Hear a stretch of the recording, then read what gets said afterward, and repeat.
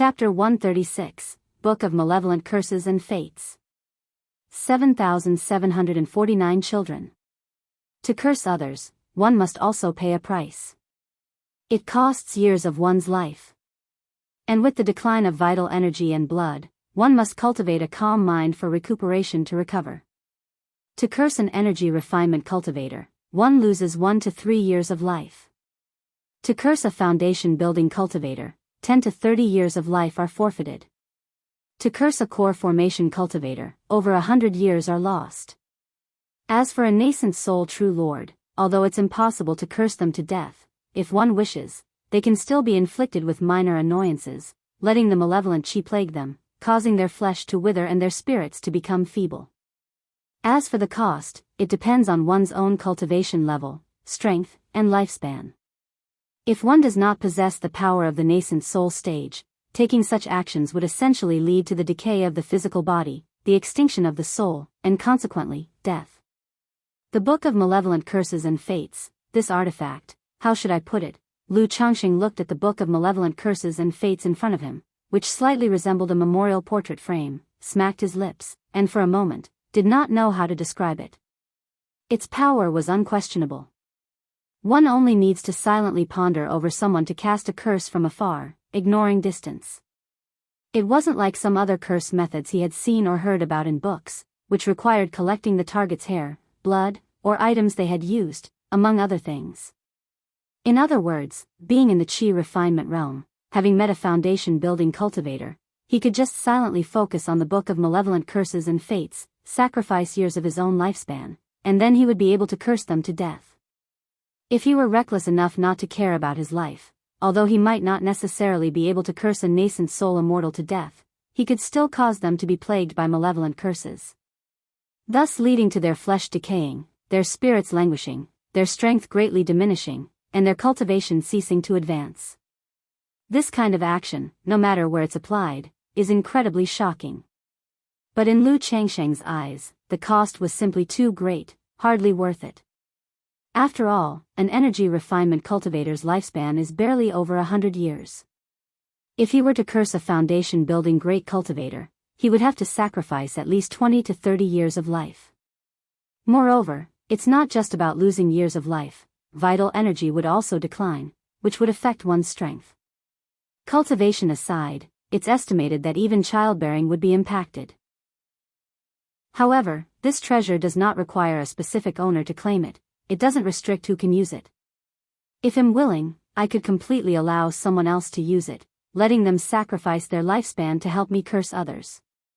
But who would be willing to bear such risks and be trustworthy? It's too dangerous.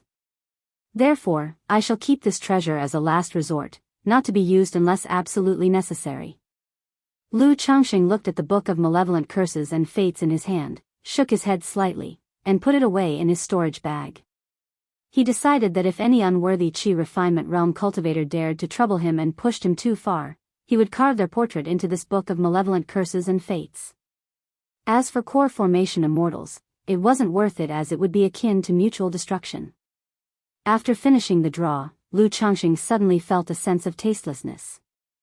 He then sat cross-legged and began to meditate on cultivation, to see how much of a boost his daughter's 8th grade spiritual root would provide to his cultivation.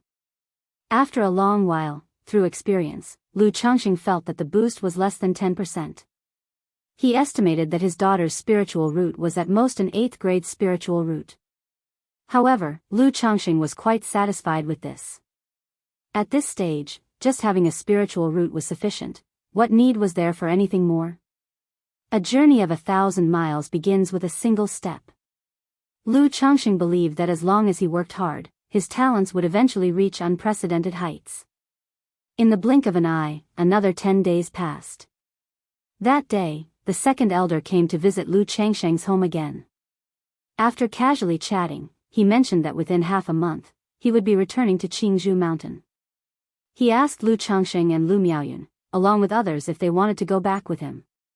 To this, Lu Changxing naturally expressed his desire to return. Lu Miaoyun and Chu Zhenjin also expressed their wishes to return to Jianghu mountain for prenatal care and to call for other sisters to join them. Lu Changxing had originally planned to send Guan Xian to Qingzhou Mountain as well, to rest and to look after the children. But due to the limited seats in the flying boat, only 3, he had to abandon the idea. Lu Changxing also inquired with the second elder if it would be okay for infants to ride on the flying boat. He was planning to send his 3 children back to Qingzhou Mountain to be raised. The second elder said there were no significant issues, but it would be best if Lu Changxing bought several pieces of warm sun jade. This warm sun jade is a type of spirit jade that can isolate cold and nurture the body. With it, infants on the flying boat would not catch a cold and could sleep more peacefully. After the second elder finished discussing the matters and chatted for a while, he left cheerfully. His visit was naturally not just about notifying Lu Changxing about the return trip to Qingzhou Mountain. Was such a trivial matter worth the trouble for the eminent second elder of the Lu family to come personally? He was mainly coming over to see if, after being counseled by the fourth elder, Lu Changxing had still been recklessly taking concubines and buying maids and indulging in the company of women in the past 6 months. From his observations, he was quite satisfied with Lu Changxing's behavior. The children were still being born, but it was obviously a lot better than before. Lu Miaoyun also told him that in the past 6 months, Lu Changxing had only taken 1 concubine and bought 1 maid, which was very reassuring to him. He felt that the effects of the advice he had the fourth elder give were quite good. Preparing to return in half a month, the next day, Lu Changxing went out with Lu Miaoyun, Chu Zhenjin, and the other ladies, to stroll the streets. He planned to buy some gifts to take back. During this process, Lu Changxing found the warm sun jade that second elder mentioned to be very cheap. It cost only 2 spirit stones apiece. He directly purchased 35 pieces. After all, how could a father favor some over others? Even if he was relatively more fond of certain children. But for small things like this, if possible, he still tried to treat everyone equally. So now, with 35 children, he simply bought 35 pieces, 1 for each child. After that, Lu Changxing strolled through the marketplace, inquiring about the prices of the ever-youth elixirs. His wives had been with him for many years, bearing him so many children. Naturally, he had to give them something valuable. The best among these was, of course, the ever-youth elixir. It had the effect of everlasting youth. But the ever-youth elixir was a second-rank elixir, and the price was very high. First-rank elixir medicines for youth preservation included the ever-youth elixir and beautifying elixir. The ever-youth elixir could preserve one's appearance, but after about a decade or so, it would still gradually change. The price was 100 spirit stones. The beautifying elixir had the effect of nourishing Yin and beautifying the complexion. It was beneficial in abundance. Taking 1 every 3 years would also achieve the effect of the ever-youth elixir. The price was 20 spirit stones per pill. Lu Changxing thought for a moment, and directly purchased 16 beautifying elixirs. 1 for each of his current wives. A total of 320 spirit stones. The shopkeeper gave him a discount of 20 spirit stones, and in the end, he spent 300 spirit stones. It was only at times like these that Lu Changxing felt how difficult it was to support so many wives and children. 10 days later, Lu Changxing, Lu Miaoyun, and Chu Zhenjin, each holding a baby, went to live in the large courtyard in the eastern district, preparing to return to Qingzhou Mountain with second elder. The 3 Lu family disciples who accompanied them were all cousins of Lu Miaoyun. 2 of them had also been along on the last trip. They saw that before they came, Lu Miaoyun and Chu Zhenjin were fine. But when they were returning, not only did their bellies slightly protrude, but they were also each holding a baby with Lu Changxing. This left them somewhat confused and astonished. After that, they asked Lu Changxing what the situation was, and where the children came from. In response to these questions, Lu Changxing didn't hide anything. He simply said that he had taken a few concubines here and bought some maids. These 3 children had just been born recently, and he planned to take them back to Qingzhou Mountain to raise them. Hearing this, the 3 of them exchanged looks with each other. As Lu family disciples, they naturally knew of Lu Changxing's reputation at Qingzhou Mountain. He was good with women and prodigious in fathering children. Knowing was one thing, but they hadn't expected Lu Changxing to restlessly procreate everywhere he went. Especially one of Lu Miao's cousins, who asked Lu Changxing how many children he had by now. Lu Changxing said there were 35 born, with another 14 on the way, not only leaving the three of them bewildered but also stunned. Second elder, who was steering the flying boat, couldn't help his mouth twitching, his face a mixture of bemusement and shock. Back in the day, when the Lu family sought a son-in-law, the requirement was to have 50 children in 20 years. Now, in just over 6 years, Lu Changxing already had 49 children. P.S. Because I plan to try for a 10,000 words day, the update times may be erratic, and I likely won't be able to update on time at 11 o'clock tomorrow, please forgive me. Chapter 137, 7th Level of Qi Refinement, Lottery. _1 2 days later. A flying boat descended outside Jianghu mountain. Lu Changxing and his family of 6, alongside the second elder and a few others, disembarked from the flying boat and entered Jianghu mountain.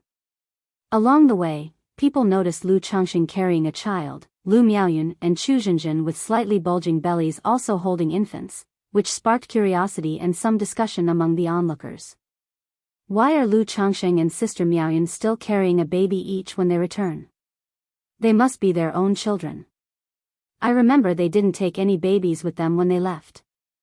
Wasn't Lu Changxing supposed to be managing the store and the marketplace? Could it be that he fathered the children while away? Then he's really good at this, isn't he? Just popping out kids wherever he goes? Don't you know? Lu Changxing really loves having children, just look at sister Miaoyun and that Chu Zhenjin, they're pregnant again. Gosh, when it comes to having kids, I only respect Lu Changxing. If the family head had recruited more of these immortal seedlings like Lu Changxing to begin with, who knows how much vitality they could have brought to our Lu family. Many of the Lu family disciples talked among themselves. Damn, wasn't Lu Changxing obliged to have 50 children? Why is he going to such lengths? You can tell, he genuinely loves having kids from the bottom of his heart. I'm still short of 38 children, think if I ask Lu Changxing to help me have them, would he agree? A few of the immortal seedlings muttered to themselves upon witnessing this scene.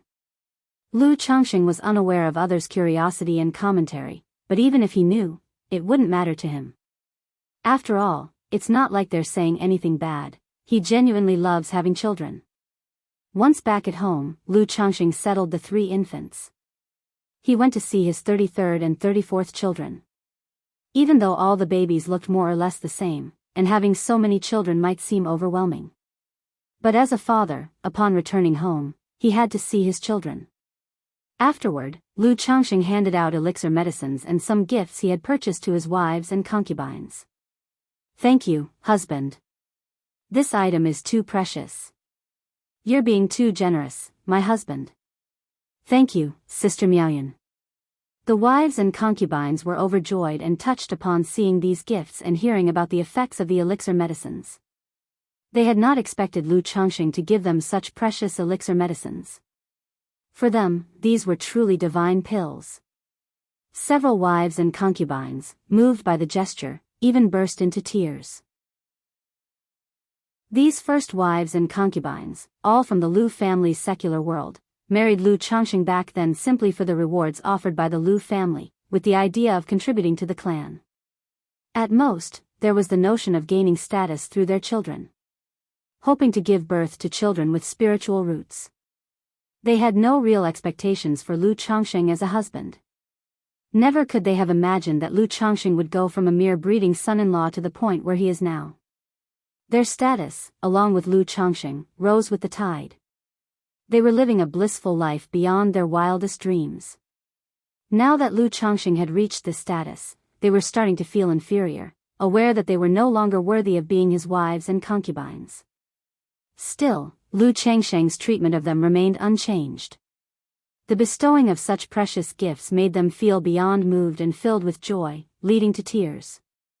They felt that choosing to marry Lu Changxing was the most correct decision in their lives. Why are you crying now? Lu Changxing hadn't expected that a simple gift would move them to tears and immediately began to console them. Husband. You've simply been too good to your concubine, making me overwhelmed and so happy," Lu Yuzhu said, her face filled with emotion. "You are my wives and concubines. If I'm not good to you, to whom should I be? This is just the beginning. In the future, our home will become better and better, and life for you and the children will continue to improve." Lu Changxing wiped her tears away and spoke gently. While these wives and concubines might not epitomize the proverbial wives of poor circumstances, Lu Changxing was not the type to forget old faces upon meeting new ones. As he always said, let pragmatism be pragmatism. Since they have become his wives and the mothers of his children, he, Lu Changxing, would shoulder the responsibilities he ought to. His words moved the other wives and concubines deeply. Lu Miaoyun and Chu Zhenzhen were also greatly touched by this. After all, this world, at its core, belonged to a feudal society dominated by the law of the jungle. Although Lu Changxing had numerous wives and concubines, his behavior was respectable, marking him as one of the few good men who respected women. After comforting his wives, Lu Changxing had the children capable of walking line up to receive their gifts. "Thank you, Daddy." "Mua, thank you, Daddy." The children were clearly delighted at receiving gifts, things to eat and play with. As for the very young ones who couldn't walk or speak and were still in their swaddles, Lu Changxing simply turned the warm sun jade into pendants and hung them around their necks. After these tasks were completed, seeing the joyous and delighted faces of his wives and children, Lu Changxing also wore a broad smile, feeling pleased and exceptionally fulfilled. Such is life, what more could one ask for? As he was overwhelmed by these strong emotions, Lu Changxing suddenly felt a tremor from his dantian. The bottleneck of his 6th level energy refinement cultivation level seemed to loosen at this moment. Lu Changxing was immediately overjoyed. He realized the opportunity to break through from the energy refinement middle stage to the late stage had arrived. He excused himself from his wives and quickly made his way to his private cultivation chamber to break through to the energy refinement late stage. Lu Changxing took out a bottle of energy refining powder from the storage bag and poured it into his mouth. Then, clutching 2 spirit stones, he closed his eyes and focused, began circulating the returning origin technique, and aimed to break through to the 7th level energy refinement. The energy refining powder in his belly made the spiritual energy in his dantian, which was like a stream, seem to boil at this moment, emanating a faint spiritual pressure around his body. Chapter 138, 7th Level of Qi Refinement, Lottery. Lu Changxing used the returning origin technique to guide the flow of spiritual energy through his dantian and meridians, creating a complete operational circuit that made his aura surge, increasingly exerting a greater spiritual pressure. He didn't know how much time had passed. Boom! Lu Changxing's body shuddered intensely, and a wave of invisible dust spread out around him. At that moment, he seemed almost ethereal, as if he were about to ascend, with his entire being feeling lighter and more translucent. The 7th level energy refinement, achieved. He suppressed the excitement and joy in his heart, slowly calming the agitated spiritual power in his meridians. After a long while, his aura stabilized. The 7th level of Qi refinement, I've finally stepped into the late stages of Qi refinement. Lu Changxing opened his eyes, which sparkled bright, filled with joy as he spoke. The 7th level of Qi refinement signified his entry into the late phase of the Qi refinement realm. This level of cultivation, even within the entire Lu family, was as rare as phoenix feathers and unicorn horns. Only Lu Yuanding from his generation and the elders from the older generation of the high-ranking Lu family members possessed such cultivation strength. Among his peers and those of his age, Lu Changxing knew only of Lu Miaoge. He estimated that there were probably just a few other Lu family disciples. The path of cultivation is myriad, it isn't simply about bitter practice. Different people have different paths. Some dedicate themselves to secluded cultivation, others go out to experience and fight, breaking through in life and death situations. There are also those who find their breakthrough opportunities amidst the chaos of the mortal world, observing the phenomena of life. And today, I did something similar. In the end, the bottleneck of cultivation boils down to a clear understanding and reaching a new spiritual realm of self. In this moment, Lu Changxing also came to a realization. Ordinarily, when reading books, he encountered numerous interpretations of the ways of cultivation. But these things, upon reading or listening, seemed mystical and elusive. However, just now, seeing the happy faces of his wives and children, he too experienced an epiphany, a sense of fulfillment, which loosened the bottleneck at the 6th level of energy refinement. Cultivation breakthrough opportunities and bottlenecks, while seeming illusory, indeed, exist in this world. Just like the common phenomena in the cultivation world, such as heart demon oaths, the law of cause and effect, and the concept of destiny. Lu Changxing didn't dwell on it any longer and closed his eyes again, quietly experiencing the changes following the breakthrough. The spiritual power flowing quietly through his meridians was not only much stronger but also became more lustrous. In the Qi Ocean core area, what was once wisps and streams like a creek of spiritual energy had formed into a small lake. This was the Qi Lake. A symbol of the late stages of Qi refinement, the condensation of the spiritual energy into a lake. When one's cultivation reaches the pinnacle of the Qi refinement realm, and the Qi Lake becomes a vast sea, lifting the Tao foundation, one can completely shed the mortal body and establish the Tao foundation to become a foundation-building great cultivator. The 7th level of Qi refinement not only makes the spiritual energy several times more powerful, my mental spirit has also greatly improved. Lu Changxing felt not only an abundance of energy and lightness in his body but also his consciousness and thought seemed much clearer. This was the state of one's mental spirit. Breaking through from the Qi refinement realm to the foundation establishment stage has 3 major obstacles. The last of these barriers is the transformation of the mental spirit, giving birth to divine sense, which allows for the external projection of one's spirit. This is of great advantage when it comes to cultivation, combat, and other such activities. With my current level of strength, I can also try drawing second-rank talismans. Lu Changxing thought to himself. While at the 6th level of Qi refinement, as long as the materials for talisman making were available, he could create a supreme talisman. Now that he had broken through the bottleneck and became a 7th level energy refinement cultivator, both his mental spirit and spiritual power had greatly increased, giving him the confidence and at least a 70 to 80% chance of success in drawing a second-rank talisman.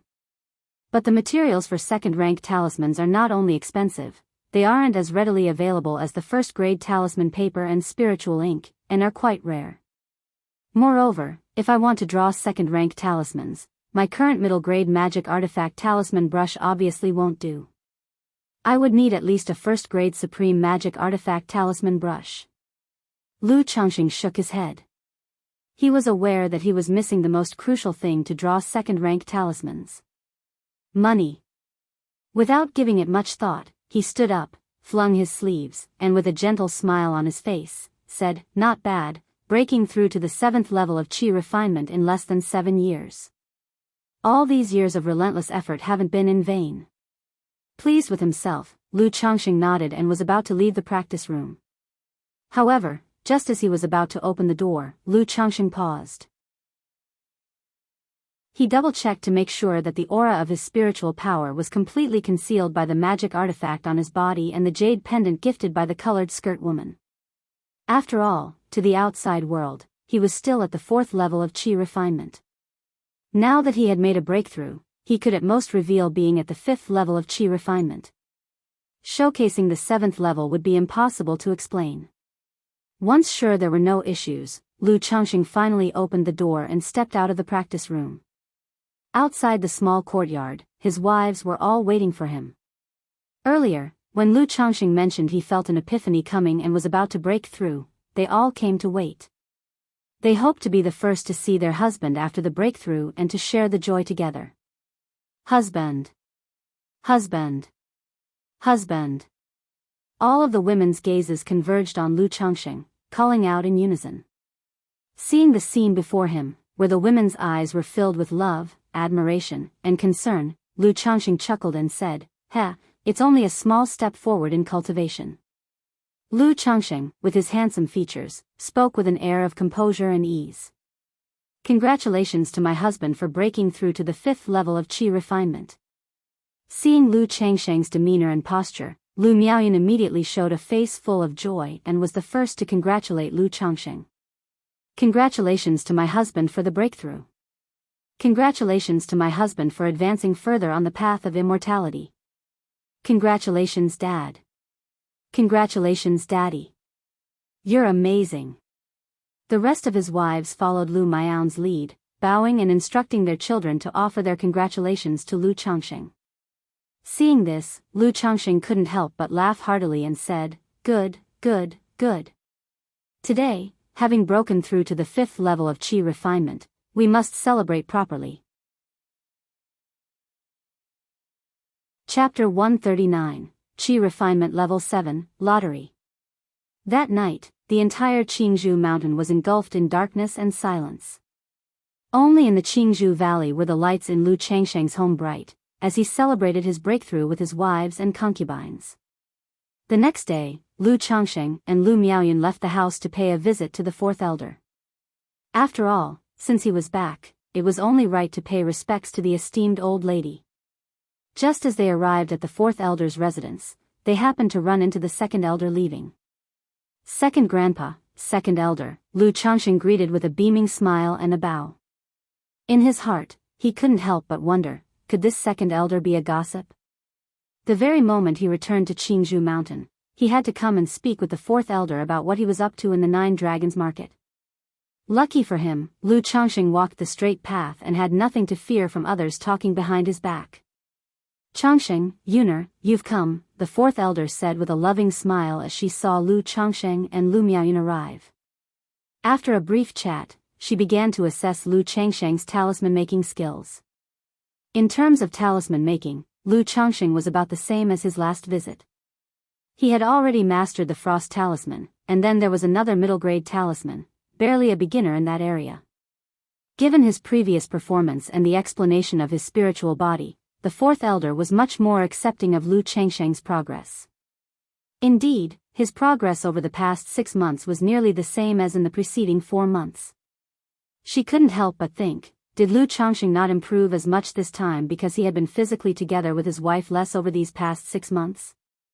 But as his elder, it was not proper to inquire about such matters. It's not as if she could say, "Changsheng, if you can handle it physically, more intimacy won't hurt, and they'll explain things to Yuner for you." Not bad, not bad. "Changsheng, at this rate, I'm afraid it may only take another year for you to become a superior grade talisman master," the 4th elder said with a joyous and gratified expression. "I will certainly work hard," Lu Changsheng replied. He had indeed planned to do so, preparing to demonstrate the skills of a superior grade talisman master in about a year, almost a full year ahead of his original schedule. After all, he had fabricated a spiritual body, so a sped-up rate of progress was somewhat justifiable. "Changsheng, you must also diligently pursue your cultivation, and not become complacent. Although the 4th level of energy refinement is sufficient to draw a superior grade talisman, it's a bit strenuous, so it would be best if you could break through to the 5th level as soon as possible." The 4th elder glanced at Lu Changsheng's cultivation level and spiritual power. However, she found that his spiritual power was so well concealed that she could not ascertain it at a glance. She did not bother to look further, believing that some treasure must be hiding his spiritual aura. After all, it was quite normal to conceal one's energies while traveling outside. "Granny, Changsheng just made a breakthrough to the 5th level of energy refinement yesterday," said Lu Changsheng, who knew that under the cover of the magic artifact and the jade pendant of the lady in the colorful skirt, the 4th elder had not seen his true cultivation level, and he spoke without a change in his expression. The breakthrough from yesterday was also nothing to hide, there was nothing worth concealing. Though having a 9th grade spiritual root and making a breakthrough from the 4th to the 5th level of energy refinement in a year and 8 months was somewhat exaggerated, it could still be barely explained. "What, you've broken through to the 5th level of energy refinement?" the 4th elder exclaimed in surprise. Indeed, Lu Changsheng was not just a possessor of a 9th grade spiritual root, he had also devoted many hours and energy to talisman making, managing the store, as well as intimate affairs. Therefore, under these circumstances, this rapid advancement to the 5th level of energy refinement was truly astonishing. "Yes, Granny. Changsheng knows his talents are lacking, so I have never slacked in my cultivation. Usually, I also drew some talismans to sell to a former good friend, and put some up for sale at the spiritual talisman shop, and with the spirit stones earned, I bought elixir medicines to aid in cultivation. Lu Changxing spoke up, relating to Hong Yi the affair of selling talismans at the spiritual talisman shop. After all, he had never intended to hide these matters from the Lu family and wasn't afraid of them finding out. Good, knowing that you haven't neglected your cultivation, Grandma is reassured. These matters are trivial, as long as you are clear on them, that's fine. If you have any problems with your cultivation, you can always ask Grandma, and if you need any help, feel free to mention it. The fourth elder said with a face full of gratification. In her heart, she vaguely guessed that Lu Changsheng's spiritual body might also contribute to speeding up his cultivation. However, the speed was not too astonishing, and she didn't inquire further. After all, in the cultivation world, everyone has their secrets. There's no need to be overly curious and insist on asking everything. She immediately began instructing Lu Changsheng in the art of talisman making. Teaching Lu Changsheng to make talismans was also a pleasure for her. After all, mentoring a disciple was very fulfilling and rewarding. Especially thinking about the future, nurturing a second-grade talisman master made her love Lu Changsheng even more. In the blink of an eye, 3 days passed. Lu Changsheng returned to the Nine Dragons market with the second elder. Originally, he planned to bring Lu Lanshu or the sisters Lu Qing'er and Lu Zier to the Nine Dragons market. However, the women expressed that the spirit root testing ceremony was just 3 months away and wanted to stay at home with the children. Hearing this, Lu Changsheng did not insist. He immediately took his other 2 wives to the Nine Dragons market. Brother Lu, just how many wives and concubines do you have? After arriving at the Nine Dragons market, Yu Maocheng, seeing Lu Changsheng with 2 women he had never seen before, couldn't help asking. Not many, just 5 wives, 9 concubines, 2 favored beauties, and 15 maids. Lu Changsheng said. Am I really such a damn cheap bastard? Yu Maocheng, hearing this response, wondered why he had even asked. He slapped his own mouth twice. Brother Yu, don't be like this, don't. Brother Yu, Lu Changsheng hurriedly held him back. When he got back home, Lu Changsheng shook his head. He felt that if he wanted to remain friends with Yu Maocheng, he needed to talk less about these topics. After that, he counted the spirit stones he had on him. A total of 205 spirit stones. Sigh, broke. Lu Changsheng let out a deep sigh. His monthly expenses were substantial. Plus, he had recently purchased gifts for his wives and children, which meant he had spent far too much and saved hardly any money. Looks like I can only go to the White Jade Tower later. As for the matter of the second-grade talismans, that will also have to be put on hold for now. Lu Changsheng, looking at the meager amount of spirit stones, decided to temporarily forego visiting the White Jade Tower and crafting second-grade talismans. Before long, half a month had passed. The last of the 4 maids Lu Changsheng had purchased ended up pregnant. This brought the total number of Lu Changsheng's children to 50. The Lu family is still quite decent, allowing 20 years just to have 50 children. Lu Changsheng couldn't help but sigh when he thought about completing the Lu family's initial request in just over 6 years. Too bad he was no longer the Lu family's son-in-law. Otherwise, with his efficiency, Patriarch Lu Yuanding would certainly have lauded him with great praise before everyone. Another month and more had passed. Lu Changsheng's 36th, 37th, 38th, and 39th children were born. I wonder if there's any reward for the 40th? Lu Changsheng couldn't help but look forward to the birth of the next baby, which was due soon. 9 days later. When the 40th child was born, a system notification rang out. Congratulations, host, for the number of your progeny reaching 40, you have earned 1 chance to draw a prize. Chapter 140, Screwing on the Assembly Line. _1, really? Upon hearing the system notification, Lu Changsheng's heart immediately leapt with joy. In his boring and monotonous daily life, only giving birth and the system lottery could stir some ripples in his heart. Does this mean that every time I have 10 children, the system will give me a share of child money? Lu Changxing couldn't help but think to himself. System, I want to draw the lottery. He did not speculate too much. After all, too much speculation leads to expectations. And with expectations come disappointments. As he watched the lottery will appear before his eyes, Lu Changxing's mental spirit stirred. Start the lottery draw. Immediately, the lottery will began to shimmer with golden light.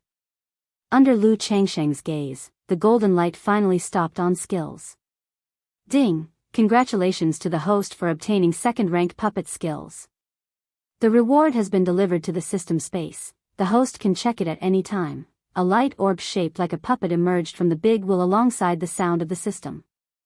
Second-rank puppet skills? Lu Changxing raised an eyebrow upon seeing the skills he obtained from the lottery draw. Puppetry within the myriad arts of cultivation was considered a somewhat niche skill.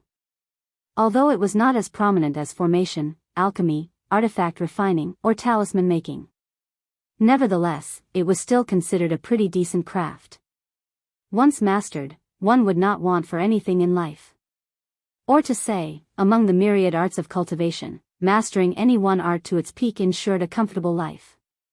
Even the least regarded like spirit plant cultivation, butchery, medicinal cuisine, breeding, and so on, were decent if one was skilled. Diligently working in these arts would make life progressively sweeter.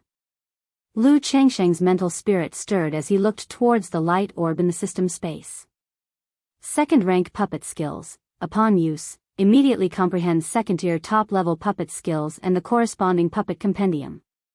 Indeed, just like the talisman making I received before, it directly provides second-tier top-level puppet skills, meaning the highest I can craft are puppets comparable to the peak of foundation establishment.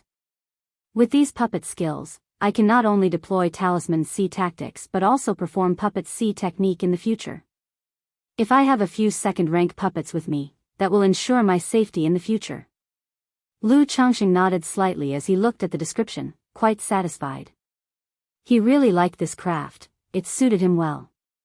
Or to say, Lu Changxing found all the myriad arts of cultivation appealing. After all, a man can never have too many skills. Knowing a few more crafts couldn't hurt.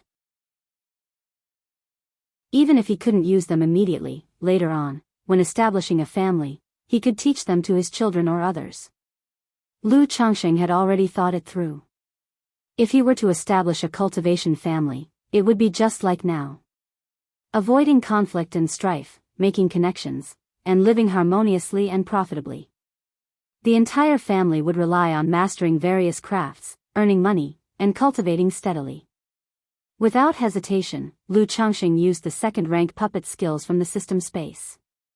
In an instant, a wealth of knowledge entered his mind out of thin air.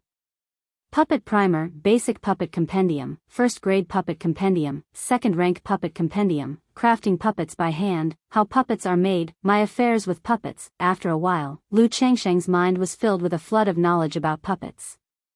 Identifying materials for making puppets, how to use the skeletons of demon beasts and ferocious beasts to create puppets, puppet formation engraving, spirit mechanisms, and control, etc. Few. Worthy of the system, even though I've experienced it once before, this sensation still feels incredibly profound.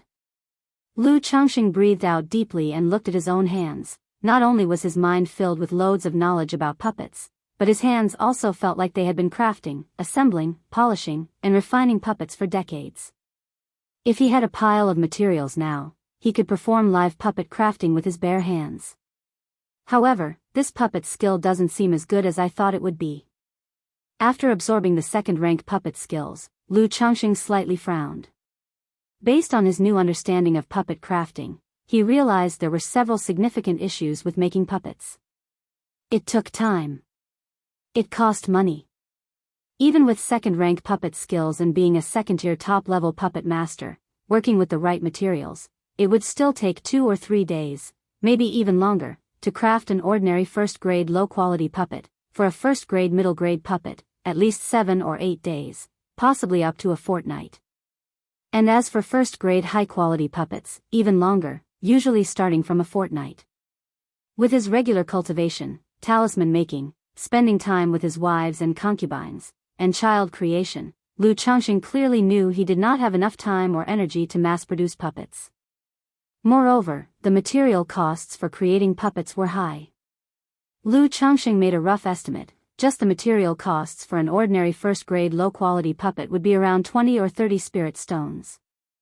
Although he wasn't sure of the exact price of a low-grade puppet, he vaguely knew that the price of one would not exceed 100 spirit stones. That meant that crafting a puppet, busying himself for 3 or 4 days, would only yield 3 or 4 times the profit. This profitability paled in comparison to talisman making. It was downright embarrassing. No wonder there exists a hierarchy among craftsmen: formation, alchemy, artifact refining, and talisman making. The mainstream arts look down on other crafts. Puppetry might be decent within the myriad arts of cultivation, but compared to the relatively effortless and highly profitable talisman making, the difference is immediately apparent. Furthermore, among the mainstream 4 arts of cultivation, talisman making is ranked at the bottom. Lu Changxing shook his head, reflecting. Suddenly, he felt that these second-rank puppet skills were somewhat superfluous to his current situation. Firstly, this skill was not a means to make money. Chapter 141, Screwing on the Assembly Line. Earning money from making puppets could never be as easy or quick as earning money from talisman making. Then, the time and material costs of the production are too high. It made him immediately abandon the strategy of the puppet sea battle he had imagined. Even for a first-grade inferior puppet, he couldn't afford many. As for making second-rank puppets, that was even more out of the question. It's not that he couldn't create them, he simply didn't have the money. Lu Changxing wasn't very clear on the material costs for a second-rank puppet. But his preliminary estimate was at least several thousand spirit stones. This is too hard. Lu Changxing sighed deeply. It felt like everywhere on the path of cultivation required money. He now needed money to save the unfortunate female cultivators at White Jade Tower. He also needed money to buy a first-grade premium talisman brush, to purchase second-rank talisman materials, and to draw second-rank talismans. Barely having enough money as it was, and in great need of it, where would he find the funds to buy materials to make second-rank puppets? Alas, one person can only do so much. If you try to do everything yourself, it's just too hard. There's simply not enough time and energy. No wonder many artisans choose to join a power. Lu Changxing shook his head in contemplation. He also understood why many would choose to join a power. Because by joining a power, there were many conveniences. Just like when he was with the Lu family, he also benefited from the family. But the problem was, his second-rank talismans and the second-rank puppets he currently had couldn't be shown. He couldn't quickly convert them into resources. And with his current lack of strength, he didn't dare reveal his second-rank skills. Otherwise, what would he do if he ended up as a tool person drawing talismans for 8 hours a day? Wait a second, puppet making, though difficult, is mainly complex. Not only do you need to refine materials, create parts, craft components, and assemble them, but you also have to engrave spiritual pattern formations onto the puppets, and so on. One person trying to master all of this is of course very hard, but these steps can be divided up and done by different people. Lu Changxing assimilated the puppet knowledge in his mind. All of a sudden, he felt producing puppets was a bit like the assembly line factory where he had screwed in bolts in his previous life, and an idea occurred to him. If a person only had to master one thing, wouldn't that be much simpler? I could find a group of somewhat talented apprentices and teach them different parts of puppet making, parts, components, and assembly to different people. Then, I could teach the most central spiritual pattern formation engraving to a trustworthy person. Wouldn't that achieve an assembly line for puppets? As long as the puppets are industrialized on an assembly line, and the quantity goes up, wouldn't making money become simpler? After all, no matter how profitable talisman making is, it's still just one person. How can that compare to the products of an assembly line? Lu Changxing thought to himself. The more he thought about it, the more feasible this idea seemed to Lu Changxing. Talisman making had to be done by himself. But with his skills in second-rank puppet making, as a master second-rank puppet maker, he found that puppet making could absolutely be divided up among multiple workers. The difficulty of this art lay in its complexity. You had to create and refine the numerous parts and components of a puppet, assemble them, then engrave the spiritual pattern formations upon the puppet. One even needed to understand mechanical techniques, human biomechanics, physics, mechanical construction, and a whole bunch of other things. But if these parts were divided up and industrialized, allowing different people to work on them, the barriers suddenly lowered. There was a definite hope of creating an assembly line industry. If I can think of this, surely others could too, right? Forget it, for now, this is a bit too far-fetched for me. I'll wait until I'm stronger and consider it then. Lu Changxing shook his head, pushing down the idea that had just come to him. To build a puppet-making industry, he would still need a certain level of strength before he could start to implement it. Currently, with no money and no strength, it's better to stick to making talismans to earn money, to survive and grow. Looking at the sky outside, which was almost evening, Lu Changxing walked out of the spiritual talisman shop. He prepared himself to purchase some materials for making puppets. Despite the high costs, since he had the skills, he had to put them to use and create a couple for fun. If all else failed, they could later serve as toys for his children. Lu Changxing didn't go to the loose cultivator market to buy materials. This round trip would take too long, and by the time he finished, it would be dark. An hour later, Lu Changxing arrived at the Qingyun Commerce Guild. This was a shop opened by the Qingyun sect itself, with 7 floors, and was extremely luxurious. Inside, elixir medicines, magic artifacts, cultivation techniques, heavenly and earthly treasures, and more were sold, all with guarantees. Lu Changxing went to the Qingyun Commerce Guild and purchased materials for making a first-grade inferior puppet and a first-grade middle-grade puppet. He also casually bought some spiritual materials needed for practicing the 100 Refinements treasure body technique.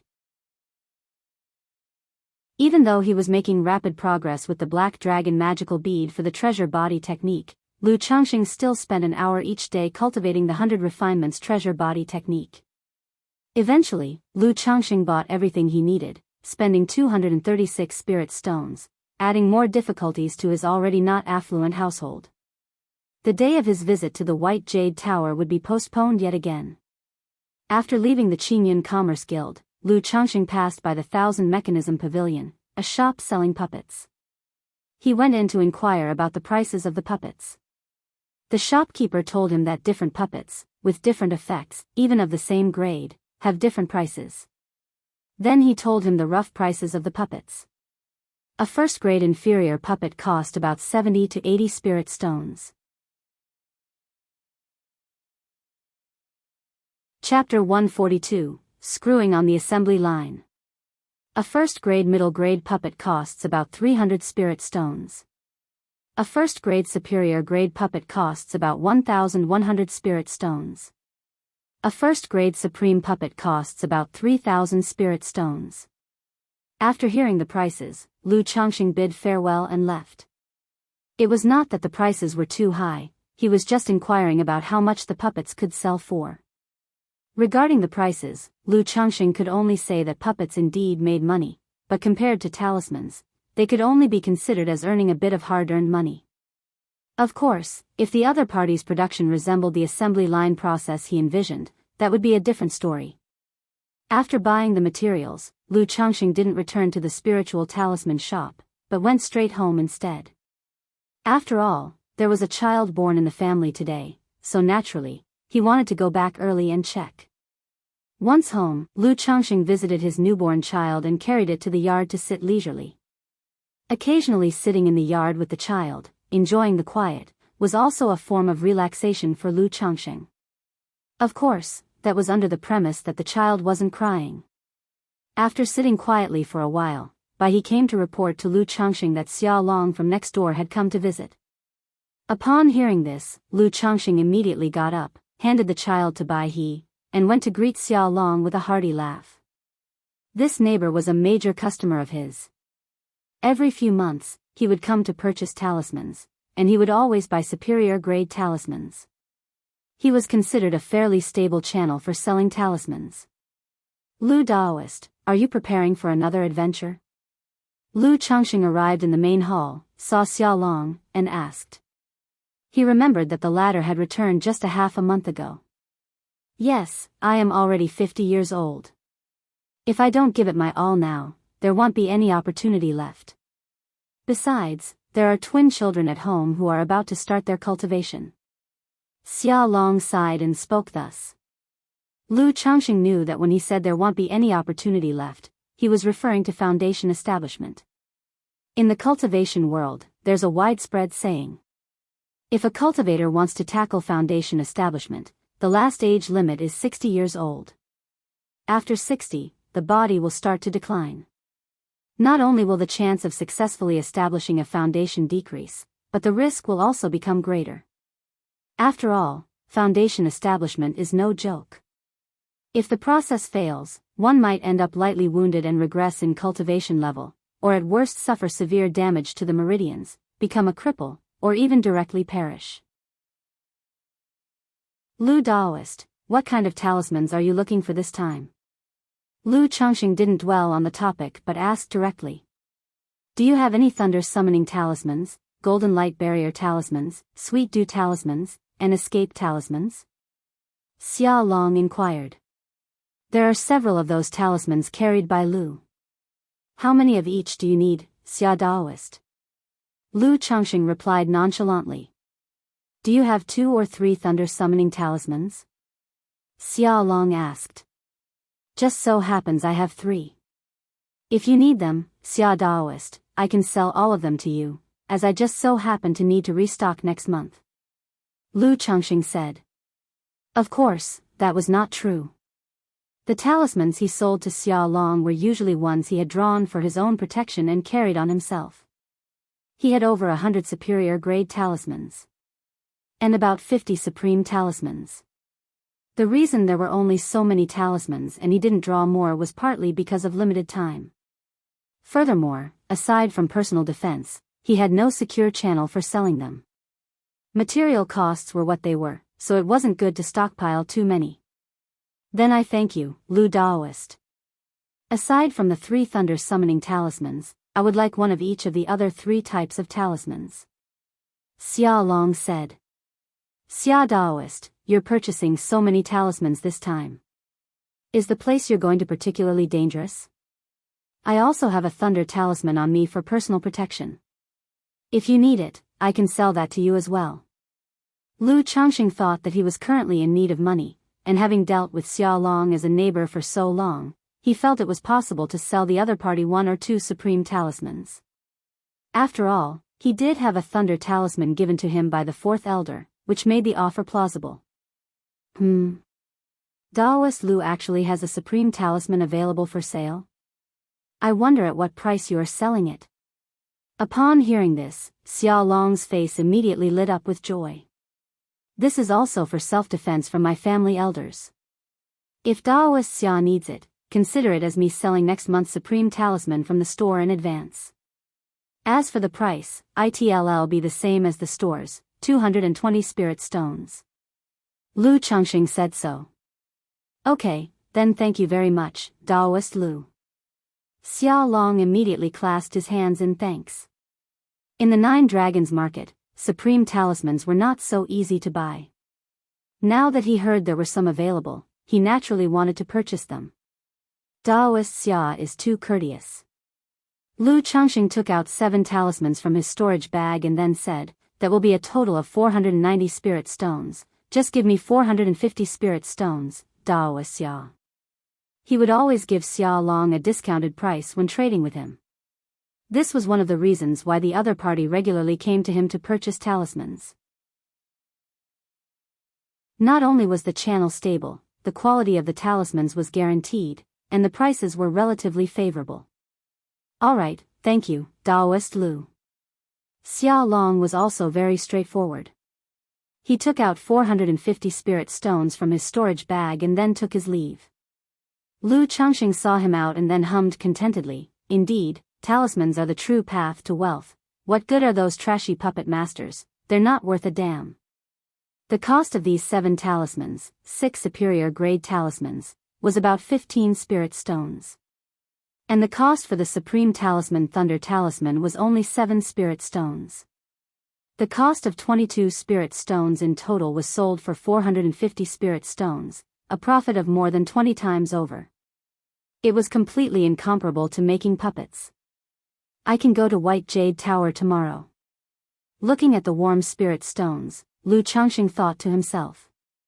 He also had over 200 spirit stones on him, plus these 450, he could find 1 or 2 high-quality female cultivators. At the same time, he hoped that Daoist Xia could return safely. Otherwise, he would lose a stable major client. The next day, Lu Changxing, with his spirit stones, arrived at the White Jade Tower. Having been through the process before, he spent 580 spirit stones and bought 2 maids. One with a 9th grade spiritual root and the other with an 8th grade spiritual root. Both were pitiful people with good looks and figures, which stirred compassion. Lu Changxing had a soft spot for such pitiable people. Originally, he could have bought someone with a 7th grade spiritual root with the spirit stones he had. But after some consideration, Lu Changxing decided to buy 2 instead. He wanted both quality and quantity. As before, he would have to wait for notification from the White Jade Tower. Sigh, the White Jade Tower really is a gold mine. Next time I have money, I should first buy materials for 2nd-rank talismans. Lu Changxing walked out of the White Jade Tower, sighed, and shook his head. In the blink of an eye, another half-month passed. Lu Changxing's 41st child was born. And at this time, Lu Changxing was also preparing to return home for a visit. There were still about 10 days until the Lu family's spiritual root testing ceremony. Lu Pingan, Lu Wuyo, Lu Wuyu, and Lu Shila were all set to participate. Even though he already knew the outcome, that the 4 children participating in the test had no spiritual root, it was still the first time his children were attending the spiritual root testing ceremony. He, as a father, had to go back and witness it. I hope there won't be any mishaps this time when I go back alone, Lu Changxing thought to himself as he walked. To avoid drawing attention in the marketplace for being too flamboyant, he had disguised himself this time, transforming into a dark-skinned, ordinary-looking young man. Chapter 143, Dad, can't I cultivate without a spiritual root? _1 After leaving the 9 Dragons Market, Lu Changxing did not ride the iron feather eagle. Instead, he took out a flying artifact he had once acquired from a robber cultivator from his storage bag. Now that he had broken through to the energy refinement late stage, he was also able to maneuver the flying artifact to travel. Of course, Lu Changxing had no intention of flying back to Jianghu Mountain on the artifact. That would be unrealistic. He simply thought that since he had disguised himself, he might as well make the disguise convincing. And to experience the flying artifact as well. This flying artifact was shaped like a circular wheel. Lu Changxing channeled his spiritual power into it and threw it into the air before jumping onto it. With a slight movement of his mental spirit and maintaining it with his spiritual power, the wheel began to fly. The base speed of this flying artifact was not very fast. It was only a bit faster than a spirit steed. But compared to a flying sword artifact, it consumed very little spiritual power. If one wanted to increase speed for escaping or such, the consumption of spiritual power would increase exponentially. After flying about 10 kilometers, Lu Changxing felt that 1/10 of his spiritual power was depleted. Such a flying artifact consumes quite a lot and is not suitable for long-distance travel. For long-distance flight during the Qi refinement realm, one still needs to rely on flying mounts or flying boats that fly using spirit stones. Lu Changxing shook his head and said. He then descended from the flying artifact, took out the iron feather eagle from the spiritual pet bag, and mounted it. Flap! Flap! The iron feather eagle spread its wings and soared into the sky, speeding towards Jianghu Mountain. 2 days later. Jianghu Mountain. Lu Changxing, handsome and tall, dressed in a blue silk robe embroidered with bamboo leaves, dismounted from the iron feather eagle. The journey had been very smooth, with no incidents. But now, with a cultivation level in the late stage of Qi refinement, more than 100 superior grade talismans, about 50 supreme talismans, and a talisman treasure, Lu Changxing also felt a sense of security in his heart. It was not as worrisome as before during the trip. After Lu Changxing returned home, his wives and children were naturally overjoyed. While chatting with Lu Miaoyun, he also learned that the testing for spiritual roots would begin in 5 days. He also found out that during his last 3 days at home, one of his wives had conceived. Meaning that the maid he had impregnated at the 9 Dragons market was carrying his 50th child. After spending some time at home with his wives and daughters, Lu Changxing went to pay his respects to the 4th elder. After all, having returned, he had to pay a visit. Knowing that Lu Changxing had come back for his children's spiritual root testing, the 4th elder did not say much. He inquired about Lu Changxing's past 3 months and checked his talisman skills. 5 days later, the Lu family's testing for spiritual roots began. Lu Changxing, accompanied by Lu Lanshu, Lu Qinger, Lu Zier, and Lu Lianer, along with their 4 children, arrived at a square at Jianghu Villa. The ceremony for testing spiritual roots was held here. There, Lu Changxing saw many Lu family disciples. He also saw the immortal seedlings that had come with him to the Lu family. All were there with their children to participate in the testing ceremony. But although it was called a grand ceremony, there were not many people. The number of children was around 40. Everyone, line up. The testing was presided over by an elder of the Lu family. Uncle Fu and several Lu family disciples maintained order. Lu Changxing also had his 4 little ones line up to wait for their spiritual roots to be tested. The artifact used for testing spiritual roots was a crystal column about 1 meter long. The children stepped forward, dropped a drop of blood on it, then touched it with both hands and waited for 30 seconds. If they possessed spiritual roots, the crystal column would react. Now, the testing for spiritual roots begins. Seeing that the time was right, the Lu family elder started and allowed the first child to step forward. Husband, all 4 of Lu Lanshu's children looked tense and full of hope and expectation. This moment would determine the fate of their children. If they were without spiritual roots, they would only be able to become ordinary mortals. Although with the support of the Lu family and Lu Changxing, their children could lead a life of wealth and ease in the secular world, as mothers, they naturally hoped their children would have spiritual roots and be able to cultivate. To become exalted cultivators. Seeing their nervous faces, Lu Changxing sighed softly without saying a word. He simply gently patted their hands, signaling them not to be too nervous. Next. Next. Next. One by one, the children stepped forward to be tested. But the crystal column remained unresponsive. Meaning they did not possess spiritual roots. Seeing this scene, not only did the surrounding parents and elders feel nervous and disappointed, the children in line also became tense. Having grown up in the environment of Jianghu Mountain, they were well aware that this moment concerned their future destiny. Just then, a child placed their palm on the crystal column. It revealed 3 layers of light with a faint red hue. Not bad, a 7th grade spiritual root, with a propensity for fire. The elder responsible for testing spiritual roots saw this and smiled. Ah! Wonderful, wonderful, wonderful. My son has spiritual roots, 7th grade spiritual roots. A young man not far away cried out excitedly after seeing this. Lu Changxing remembered him. He was one of the immortal seedlings who had come to the Lu family with him. Unexpectedly, the man's first child had spiritual roots, and they were 7th grade. That was indeed fortunate. No loud noises, Uncle Fu reminded in a low voice. But he did not blame the man. The testing continued and found another child with 8th grade spiritual roots. It was the child of a direct descendant of the Lu family. And now, it was Lu Pingan's turn. Chapter 144, Dad, can I not cultivate without a spiritual root? As Lu Changxing had anticipated, nothing unexpected occurred.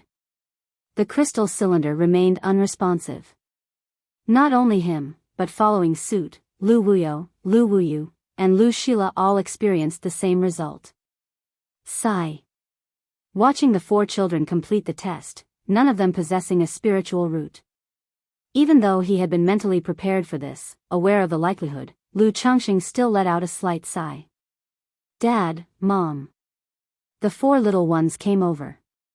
Due to not having detected a spiritual root, their little faces showed a touch of disappointment. They were all over 5, almost 6 years old. They also roughly understood what a spiritual root meant. Although Lu Changxing had inoculated them with reality, telling them that cultivation wasn't all that great and that a mortal life could be good as well. Nevertheless, these children were mostly raised by their mother. Compared to Lu Changxing, she held even greater hopes for them to soar to great heights. It's fine, most people don't have a spiritual root, if not, then so be it, come on, Dad will take you home for some delicious food. Lu Changxing rubbed the heads of his 4 children and spoke in a tender voice. Emichim, Emichim.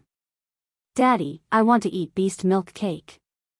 Lu Wuyo and Lu Sheila, the 2 girls, seemed to take it slightly better and smiled.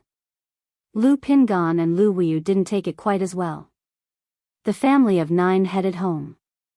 Just as they reached their doorstep, Lu Pingan suddenly looked up and said to Lu Changxing, Dad, does not having a spiritual root really mean one can't become a cultivator? I want to become a cultivator just like you. On hearing this, Lu Changxing saw the hopeful look in his son's eyes and paused, feeling a pang of heartache. Yet he could only respond without words. Without a spiritual root, one cannot cultivate. This was the unassailable truth, an iron law of the cultivation world. Even with a system at his disposal, he did not dare claim he could break this iron law. He opened his mouth as if wanting to speak, but found himself at a loss for words. Pingan. Lu Lanshu immediately looked at her son with a hint of sternness in her eyes, yet they radiated with compassion. Dad, don't be sad, Pingan will not cultivate anymore. On hearing this, Lu Pingan looked at his father's countenance, pursed his lips, and immediately spoke. Daddy, don't be sad. Lu Wuyo, on the side, also said in a childish voice. Although the little ones were still young, they understood a great deal. Lu Changxing looked at his sensible children, feeling somewhat gratified, but also a bit ashamed. Gently, he stroked their heads but said nothing. The next day, Lu Changxing rode the iron feather eagle back to the 9 Dragons marketplace. Alas, I thought after all these years, my heart had turned to stone. Lu Changxing, thinking of the previous day's events, couldn't help but let out a soft sigh. Considering that this situation would recur annually made him sigh again. In this world, who can truly have it all? This is but one of the harsh realities of the cultivation world. Lu Changxing, gazing at the clear blue sky and the forests and peaks below, let out a long breath as if to expel all the frustration from his chest. Just then, Lu Changxing suddenly felt the fluctuation of several auras from the side. He looked over. He saw a slender young man in luxurious clothing riding a purple flying serpent. Behind him, 3 figures were chasing on a cloud of darkness while 2 others, using flying artifacts, continued to attack the young man. It was clear that they were in pursuit, intent on killing him. Lu Changxing was a bit surprised at the scene. The young man apparently had the cultivation level of the energy refinement late stage. Yet, despite facing 5 cultivators' assault, he was only slightly flustered. While parrying their onslaught, he could also manage to direct a swarm of golden insects, like bees, towards the 5 pursuers. Go! Lu Changxing didn't look any further. A wise man stays away from danger. He immediately directed the iron feather eagle to dive below, not wanting to get involved in this situation. However, the young man riding the flying serpent also noticed Lu Changxing, and his eyes suddenly lit up. That glance made Lu Changxing feel as if thorns were pricking his back. This further convinced him that the young man was no ordinary individual. Fellow Daoist, to meet is to share fate. I offer you a great opportunity. This is a bottle of Xian Yin true water, a Foundation establishment spiritual object. It aids in the Foundation establishment process. With that, the young man shouted out to Lu Changxing. He directly tossed a black porcelain bottle towards Lu Changxing. Lu Changxing's brow furrowed, and his expression darkened slightly. he instantly knew that the other was attempting to divert trouble towards him. But upon hearing the words Foundation Establishment Spiritual Object and seeing the approaching bottle, he couldn't help but be tempted and caught it with his hand. After all, he had reached the 7th level of energy refinement. It was time for him to consider Foundation Establishment. To achieve Foundation Establishment, it's best to use external aids, not just rely on oneself. 99% of cultivators utilize external objects to boost their chances during Foundation Establishment. Otherwise, attempting Foundation Establishment without any aid was tantamount to courting death. Among the objects that offer the most significant aid to Foundation Establishment is the Foundation Establishment Elixir. During Foundation Establishment, if one consumes an elixir, it can stabilize chi and blood, massively increase mana, stimulate divine sense, and harmonize spirit, energy, and soul. Even if one fails in Foundation Establishment, they won't suffer from the backlash. Besides the elixir, there are numerous Foundation Establishment spiritual objects that can aid in the process. This Xian Yin True Water is especially helpful for overcoming one of the 3 barriers of Foundation Establishment, the Qi, blood barrier, the mana barrier, and the divine sense barrier, particularly with the mana barrier. To keep or not to keep, even if I don't use this Xian Yin True Water myself, wouldn't it fetch at least 2,000 to 3,000 spirit stones if I sold it? Lu Changxing thought to himself while looking at the porcelain bottle. After a brief consideration of the pros and cons, Lu Changxing immediately made a decision. Having already gotten involved, even if he didn't want the object, things probably wouldn't just end there. Moreover, he wanted it. Chapter 145, Dad, can't I cultivate without a spiritual root? If I want the item and prefer not to start trouble, then there's only one solution. Lu Changxing looked indifferently at the youth and the 5 people pursuing him. The 5 people chasing the youth saw this and, even though they knew the youth was drawing disaster toward them, the leader did not hesitate. He directly said, 3rd, 4th, go retrieve the Xian Yin True Water. Yes, big brother. Upon hearing this, the 2 men looked toward Lu Changxing, maneuvered their flying magic artifacts, and charged straight at the iron feather eagle. Buzz! Lu Changxing immediately cast a golden light barrier talisman. A layer of golden light spread, enveloping both him and the iron feather eagle. The iron feather eagle couldn't afford any mishaps. Otherwise, there was still a whole day's journey to the 9 Dragons Market. Immediately after, in his 2 hands, he held a dozen or so talismans in one and a thick talisman inscribed with a golden brick in the other. It was precisely the golden light brick talisman treasure. The youth in front of him and these 5 were no ordinary people. Therefore, if he were to take action, he had to be decisive and end the battle quickly. Superior grade talismans, looks like you're quite wealthy, kid. However, we of the Ko family 5 fierce take a fancy to something, and you dare to gather it up. Aren't you afraid you'll have the luck to gather it but no life to enjoy it? 3rd and 4th charged towards Lu Changxing with a grim smile on their faces. One was wielding a great saber, and the other a great hammer, both exuding immensely fierce might. A golden light barrier talisman was only a superior grade talisman, and it could probably only withstand 1 or 2 hits. Watching the great saber and hammer coming at him, Lu Changxing's expression remained indifferent, his robes fluttering without wind, rustling loudly as he threw out the stack of talismans in his hand. Out of nowhere, fire clouds, fire serpents, and wind blades appeared and sped towards the 2 men. Kid, with just these tricks, you think you can snatch treasures from us? That simply, 3rd and 4th saw the onslaught and remained unfazed, their hands performing a spell to protect themselves with magic artifacts. However, in the next moment, they saw a golden glowing rectangular object in Lu Changxing's hand shoot up into the air, quickly enlarging and shining brightly. It emitted a majestic aura like mountains, making them feel weighted down as if a great mountain had fallen on them. Their complexions instantly turned pale. This is a talisman treasure. They both exclaimed in shock and anger.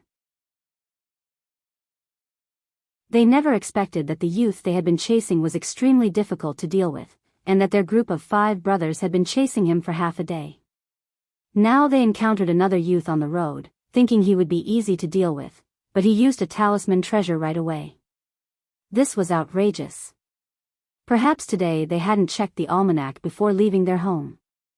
Fellow Daoist, please stop, it's a misunderstanding, a misunderstanding. This Foundation establishment spiritual object will be given to you as a gift. Right, let's talk, let's talk. Third and fourth immediately shouted loudly. They couldn't fathom why someone who would use a talisman treasure would be interested in a mere Foundation establishment spiritual object. To create such a scene over a Foundation establishment spiritual object? And moreover, who uses a talisman treasure as an immediate response in a confrontation instead of keeping it in hand as a deterrent? Third and fourth were utterly baffled. They just couldn't understand. It wasn't just them, the youth and the other three watching the scene were also stunned and confused. They had never seen anyone act like this before. Too late. Lu Changxing responded coldly to their words. Once a talisman treasure was used, there was no talking of stopping it. Third, fourth. The tall man on the other side of the dark clouds shouted urgently. With a pinch of a spell, he summoned a blood-colored chain that shot towards the third and fourth brothers like a blood serpent, intending to escape with them in tow. But the golden light brick had already descended like a golden mountain upon them, crashing down heavily. Under its spiritual pressure, the two had no means of resistance. Even the blood-colored chain coming towards them briefly hesitated. Boom! As the golden light brick came smashing down, the two were crushed and sent flying, plummeting from the sky. You killed my third and fourth brothers, today, I will kill you. The tall man standing on the dark cloud looked shocked and angry as he extended his right hand, placing his middle and index fingers to his lips and biting down, squeezing out a drop of exceptionally thick blood from the wound. Then with a strong flick, a bizarrely shaped flying dagger appeared, radiating blood-red light, shooting towards Lu Changxing at high speed. Not good. Lu Changxing's eyes narrowed, realizing this attack was no simple matter. The enemy wanted to take advantage of the gap between talisman treasures to kill him outright. He immediately took out another talisman. A supreme talisman, the Golden Light Bodyguard Charm. At the same time, he summoned the middle-grade magical shield he had obtained from a robber cultivator, which he had reserved for his own use. The earthen yellow shield, like a massive wall, was immensely thick and positioned before him. Simultaneously, Lu Changxing used his mental spirit to control the golden light brick talisman treasure. He readied the golden light brick for a second attack, locking onto the life force of the youth on the flying serpent and the three on the dark cloud. If they wanted the treasures but didn't want to stir up trouble, then, killing everyone would be the perfect solution to prevent future problems. Armed with lethal weapons, the intent to kill arose spontaneously. Having tasted success in 2 previous encounters, Lu Changxing not only felt sweet satisfaction but also gained a measure of confidence. He was confident that as long as he didn't face a Foundation establishment great cultivator, he had nothing to fear. As for a Foundation establishment great cultivator, as long as he wasn't face to face, he was still willing to fight. Pfft! The blood-colored flying dagger shot forth, piercing through the magical shield that Lu Changxing had summoned, causing his eyes to narrow. He hurriedly took out 5 golden light barrier talismans, layering 5 levels of golden light barriers on himself. In a magical duel, one absolutely cannot afford any mistakes. Pfft, pfft, pfft. With ferocious might, the blood-colored flying dagger, after breaking through the magical shield, instantly reached Lu Changxing and penetrated 3 layers of the golden light barrier talismans before it ran out of force upon the 4th layer. Such a fierce assault. Lu Changxing couldn't help but feel shocked. Without distraction, he controlled the golden light brick, which had risen anew, to smash down towards the 4 of them. Fellow Daoist, this is a misunderstanding. The skinny youth riding the flying serpent felt a heaviness in his body and shouted loudly. He immediately slapped his waist bag, and suddenly countless black insects appeared, enveloping his body like armor, in an attempt to escape. And the 3 on the dark cloud, at this moment, knew they had lost the chance to kill Lu Changxing. After exchanging glances, they pinched their spells together, transforming the dark cloud beneath them into a blood color, forcibly breaking free from the suppression of the golden light brick's power and trying to escape the reach of the golden light brick. Lu Changxing hadn't expected all 4 of them to have such tactics up their sleeves. Indeed, they were not simple. He immediately took out 3 talismans and set them off. A superior grade talisman, the soul-shaking talisman. A supreme talisman, the thunder talisman. A supreme talisman, the heaven and earth net talisman. With the launch of the 3 talismans, a thunderous, dull sound appeared out of the void first. It unsettled the heart and induced fear. Immediately after, a thunderbolt exploded along the escape route of the 3 above the blood cloud, blocking their retreat. Then, a black net large enough to stretch all around took shape, trapping the 4 and closing in on them.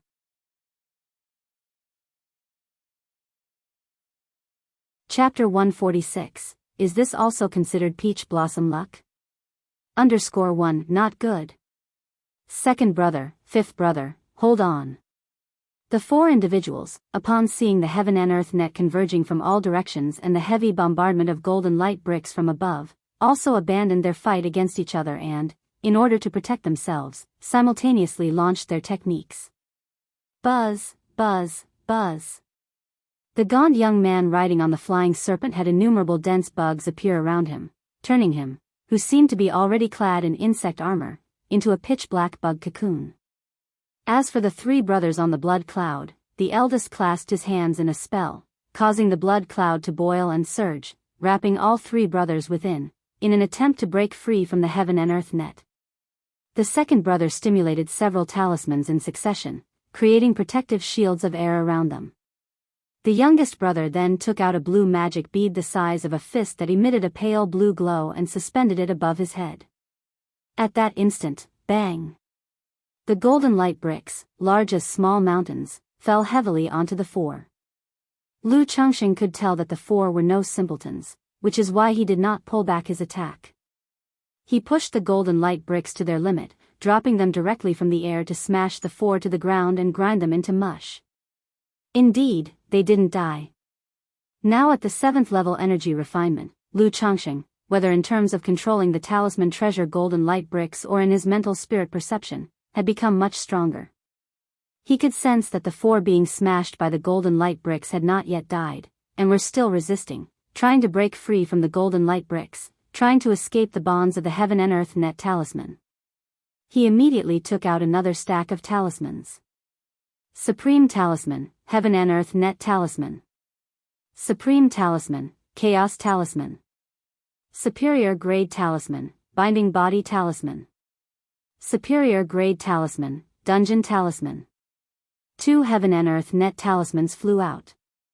Everywhere they went, black nets formed, covering all around the golden light bricks, to prevent the 4 from truly escaping from under the assault of the golden light bricks. The Chaos Talisman could disrupt the spiritual power of energy refinement cultivators, causing internal spiritual power to become chaotic. The Binding Body Talisman could restrain and bind a person's body, affecting their movements.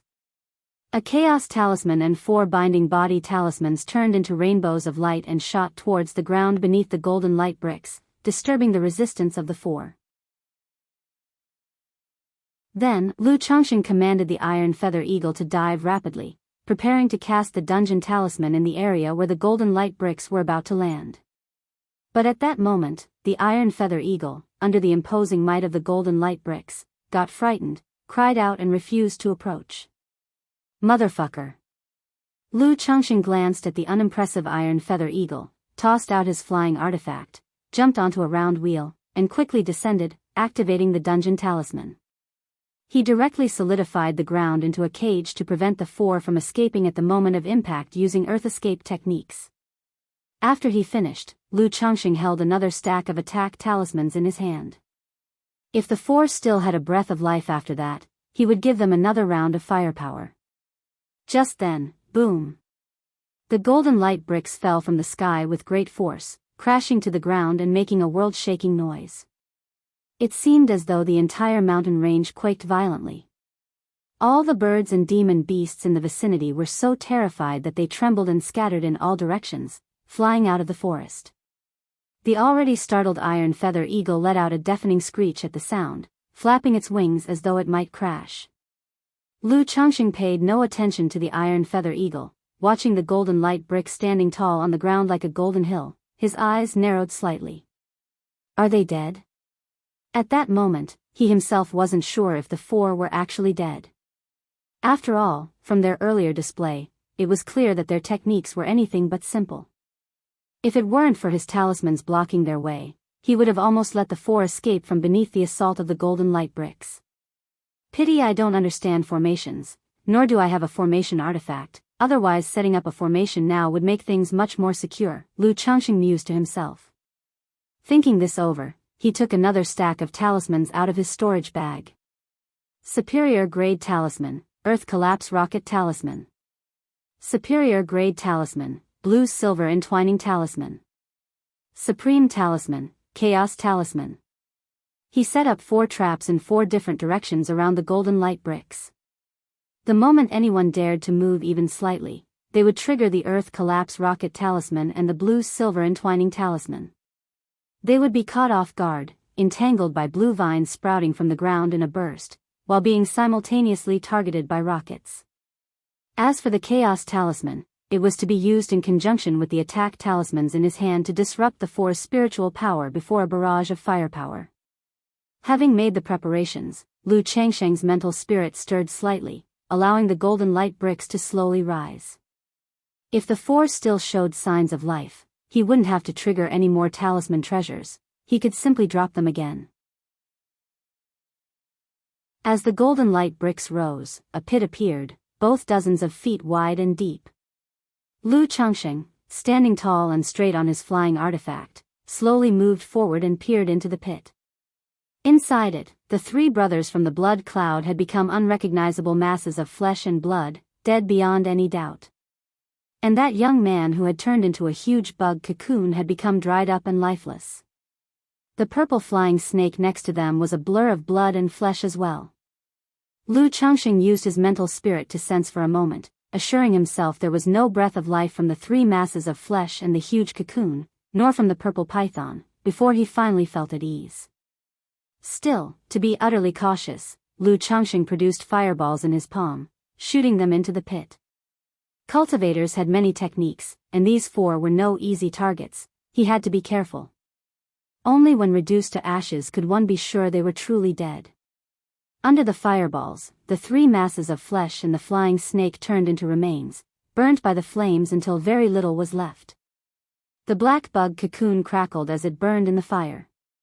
Then suddenly, the black cocoon shook violently, and a gaunt figure shot out from it, trying to leap out of the deep pit. But in the next moment, blue vines burst rapidly from the ground, binding the figure. At the same time, rockets appeared out of nowhere, targeting the young man and firing towards him.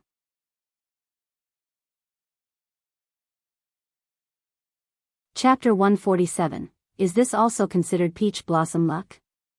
Lu Changxing, standing atop the wheel, was shocked by the sight before him. He had not expected this young man to still be alive, and immediately threw out a talisman. Are you crazy or something? Can't you handle a loss? Seeing this turn of events, the young man's face instantly turned extremely unsightly. It was as if Shiman Qing was caught in the act with Pan Jinlian by Wu Daolong and Wu Er. He had never seen someone like this before. The man used talisman treasures right from the start, treating talismans as if they cost him nothing. Do your talismans cost you nothing? He deeply regretted his actions, filled with remorse. Foolishly leading trouble to his own doorstep was what he was playing at. Now it seemed he was about to turn the situation on its head. Not only facing a heavy loss, but he also might end up falling here. He slapped his palm, using a supreme talisman, the golden light bodyguard charm, enveloping himself in golden light. At the same time, he took out a blue pearl and, holding it high above his head, said threateningly, "If you attack again, I'll detonate this heavenly thunder pearl." Prepared for mutual destruction. Heavenly thunder pearl? Lu Changxing heard this and observed the walnut-sized blue pearl in the other's hand, narrowing his eyes and halting his attack. He had never seen a heavenly thunder pearl before. But he had read about such things in books. Legend had it that the heavenly thunder pearl was forged by a nascent soul true lord from the lightning between heaven and earth, with each pearl possessing immense power. Even a cultivator at the foundation establishment stage would be annihilated upon direct contact. He had not expected this young man to have a heavenly thunder pearl in his possession. Fellow Daoist, we have no grievances nor grudges, why create such a scene? They say a fight leads to a friendship. Now that we've met, how about we let this go? The young man, seeing Lu Changxing had stopped, opened his mouth to say. How do we have no grievances? I was on my way when you intentionally led trouble to me. Would I have wasted a talisman treasure and so many talismans otherwise? Lu Changsheng's expression was indifferent as he spoke coldly. What do you mean by leading trouble? I simply felt a kindred spirit upon seeing you, fellow Daoist. Besides, that foundation establishment spirit object should be compensation enough for your losses, the young man said sheepishly. Heh heh. Lu Changxing held a talisman, chuckling coldly. So what do you propose? The young man, hearing the cold chuckle, got somewhat angry. He was not accustomed to such humiliation. Not only had he nearly been killed today, but now he was humbling himself to make peace, and the other party responded with cold words. Compensation. As long as you offer sufficient compensation, I will let you go, Lu Changxing said, ignoring his attitude and pulling out a stack of supreme talismans. If he cowered just because of the opponent's heavenly thunder pearl, the initiative would be in the opponent's hands. He didn't believe the other party would really choose mutual destruction. Furthermore, by showing off these many supreme talismans, he was also making a show of force. He wanted the other party to know that if they went for mutual destruction, he might die but Lu Changxing might not. The young man, feeling the faint oppressive force from the golden light above his head and seeing the stack of talismans in Lu Changsheng's hand, realized he couldn't escape this situation. If he didn't bleed a little today, he feared he wouldn't be able to resolve this peacefully. He took a deep breath and took a jade box from his waist, then tossed it to Lu Changxing, saying, inside is a heavenly heart lotus, also a foundation establishment spirit object, helpful in developing divine sense during foundation establishment. This should compensate for your losses, shouldn't it? Lu Changxing enveloped the jade box in spiritual power to check it. Afterward, he opened the box and saw inside a snow-white lotus flower emitting a faint glow. The moment the box was opened, a refreshing scent wafted out, invigorating the spirit. Good stuff. Lu Changxing immediately closed the box, knowing such spiritual objects must be kept in a treasure box to prevent the loss of their potency. He then looked at the young man and said indifferently, give me one more foundation establishment spirit object that benefits the physical body, and well call it even. Do you think foundation establishment spirit objects are just lying around everywhere? Where am I supposed to find so many? The young man retorted angrily. To his knowledge, just one of these spirit objects could be worth at least 2,000 to 3,000 spirit stones and was considered priceless. Having 2 of these spirit objects was already quite fortunate for him. Lu Changxing, not believing his words, eyed him suspiciously. After all, the man had used a foundation establishment spirit object when causing trouble. And now here was another foundation establishment spirit object. To have survived the attack of his talisman treasure and so many talismans was no small feat now. To produce a heavenly thunder pearl of such rarity also indicated that the young man was no simple character. What are you looking at? Are you going to let me go or not? The young man became impatient under Lu Changsheng's scrutiny while holding the heavenly thunder pearl. I saw you commanding so many insects. You must possess an insect commanding technique, right? Give me that technique, and we'll settle this. Lu Changxing didn't want to push the man to desperation. Even a cornered dog will leap over a wall, much less a person. Thinking about the insect commanding technique the other party had used, he became interested. He thought it might be useful to raise some insects himself. That's out of the question, it's a secret technique of my family, the young man immediately refused. He then added, however, I can give you a beast taming inheritance. Beast taming inheritance? Which grade? Lu Changxing inquired upon hearing this. He had been considering obtaining a method to tame and command beasts. Perhaps he could accelerate the growth of the 9 Netherhound. However, from his inquiries in the marketplace, he learned that knowledge was tightly monopolized in this world. This was true for both cultivation methods and the inheritance of various cultivator arts.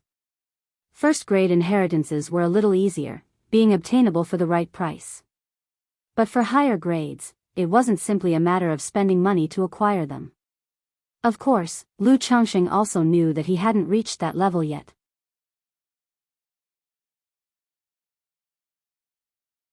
Chapter 148, Is this also considered peach blossom luck? A second-rank beast taming inheritance. The young man said. Okay. Lu Changxing nodded at the words. He wanted to see if this beast taming inheritance would be of any use to him. If not, a second-rank beast taming inheritance could still fetch a good price. Right away, the young man took a jade slip out of his storage bag and tossed it to Lu Changxing. Lu Changxing wrapped the jade tube in mana and checked it. Afterward, he glanced through it briefly. It contained various methods of cultivating and training demon beasts. Fine, you can go now. Lu Changxing pocketed the jade slip and directly said. The youth was momentarily stunned upon hearing this. He hadn't expected Lu Changxing to be so straightforward. Without hesitation, he threw out a flying artifact, stood on it, and then cautiously watched Lu Changxing as he slowly left. Lu Changxing watched the young man as well. He only relaxed after seeing that he was truly gone. With a wave of his hand, he collected the somewhat tattered magical robe, magical boots, and storage bag from the deep pit. Then he stored away the talisman treasure that was now significantly dimmed. Lu Changxing estimated that if it were to burst forth like that again, it could probably only last 6 or 7 more times. If it were activated with full force by someone in the Foundation establishment stage, probably only twice. Lu Changxing wasn't distressed and stowed the talisman treasure away. He then started to search for the magic artifacts that had fallen to the ground, as well as the magic artifacts and corpses of the 2 people. After all, it was all money. After searching for almost half an hour, Lu Changxing found 2 bodies that were akin to lumps of flesh. He took out the damaged magical robe and storage bag from their bodies and helped them return to dust. Sigh, although I was led into trouble this time and had issues come upon me, in the end, I was also moved by greed, thinking of killing for treasure to make a quick buck. After pocketing the items, Lu Changxing said to himself. He was clearly aware that he had tasted the sweetness from the previous 2 times he had killed for treasure. Therefore, he also had some thoughts about such things. However, this time, it had also made him a bit more cautious and wary. Even with a talisman treasure by his side, and a bunch of superior and supreme talismans, it didn't mean he was invincible in the chi refinement realm. Like the young man just now, whose methods were incredibly shocking. To still be alive under the attack of the talisman treasure and so many talismans was simply astonishing. Lu Changxing couldn't even figure out how he had managed it. One must never underestimate anyone in this world. It's better to be stable and cautious, not to rush things. Lu Changxing admonished himself. He decided to find a place to tally up his gains. Suddenly, he felt a fluctuation of mana coming his way. He looked up. It was the young man who had just left. Instantly, a stack of talismans appeared in his hand. Wait, fellow Daoist, I came here because I want to propose a collaboration. The young man quickly raised his hand and said, looking at Lu Changxing. Collaboration? Lu Changxing frowned. He thought this person was troubled. They had just been fighting fiercely, and now he had come to propose a collaboration? In preparing to explore the cave mansion of a true immortal, so I want to collaborate with you, friend, to explore together, the youth said. Not interested, Lu Changxing flatly refused. He felt he had already been greedy enough just by killing people for their treasures, and he shouldn't do such things in the future. How could he possibly be interested in exploring any cave mansions? Let alone a true immortal's cave mansion. Even if it were a nascent soul true lord's cave mansion, he wasn't interested. In the cultivation world, if you covet the treasures left by others, people will covet your own life. Friend, I won't hide it from you, this true immortal's cave mansion is a legacy of my ancestors. Inside, there is a bloodline treasure that I greatly need, but I have just lost many resources, and am not certain I can handle it alone, which is why I invited you to join me. I sincerely invite you, and after we explore the secret realm, aside from this bloodline treasure, you can choose any other items first. There should be some foundation establishment spirit objects beneficial for the fleshly body. The youth didn't expect Lu Changxing to refuse flat out without even thinking and continued to speak. This trip was intended to accumulate strength for exploring this cave mansion. He didn't expect to attract the attention of the Ko clan's 5 fiends. He had hoped to lead the disaster eastward, to mitigate the loss, but it ended up bringing trouble upon himself. Under Lu Changsheng's tactics, his losses were even more severe. Not only did his pet beast, the flying serpent, die, but his tamed black-patterned bugs were mostly killed as well, losing him several life-saving measures. If it weren't for the urgent need for this treasure, he would not have sought Lu Changsheng's cooperation. Not interested, go find someone else, Lu Changxing still replied with a wave of his hand. He would be crazy to take on such a mission. To him, the risks and rewards of such an endeavor were entirely disproportionate. That's not to mention collaborating with a stranger, who might even bear a grudge against him. Now, the best plan was to sort out his gains and hurry back to Nine Dragons Market to keep a low profile. I know what you're worried about. I have a blood rune contract here. We can sign a contract that neither of us can attack the other during the exploration process, otherwise the blood covenant will explode, causing an immediate bodily explosion and death. The youth continued to speak. I said I'm not interested in that kind of cave mansion. Lu Changxing, holding a stack of talismans in his hand, spoke with a few degrees colder voice. Even if the other party argued till the end of time, he wouldn't go. Seeing Lu Changsheng's attitude, the youth snorted coldly and flew away on his flying artifact.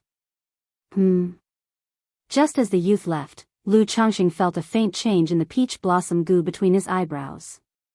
It seemed to tell him that he missed out on a romantic opportunity. Romantic opportunity? Lu Changxing was taken aback, somewhat confused. He didn't understand what was going on. How could rejecting the invitation from this youth mean missing out on a romantic opportunity? Isn't romantic fortune only relevant to the opposite sex? Wait, could it be that the youth was actually a girl in disguise? Lu Changxing speculated in his mind. First a clash, then a partnership in the dungeon, followed by danger that leads to the birth of affection? Lu Changsheng's face showed a peculiar expression. What woman needs me, Lu, to chase after her, risking life and limb in a dungeon? Isn't the White Jade Tower more appealing? Lu Changsheng's face showed disdain, and he felt no regret in his heart. He immediately took out an escape talisman and quickly left to find a place to tally his gains.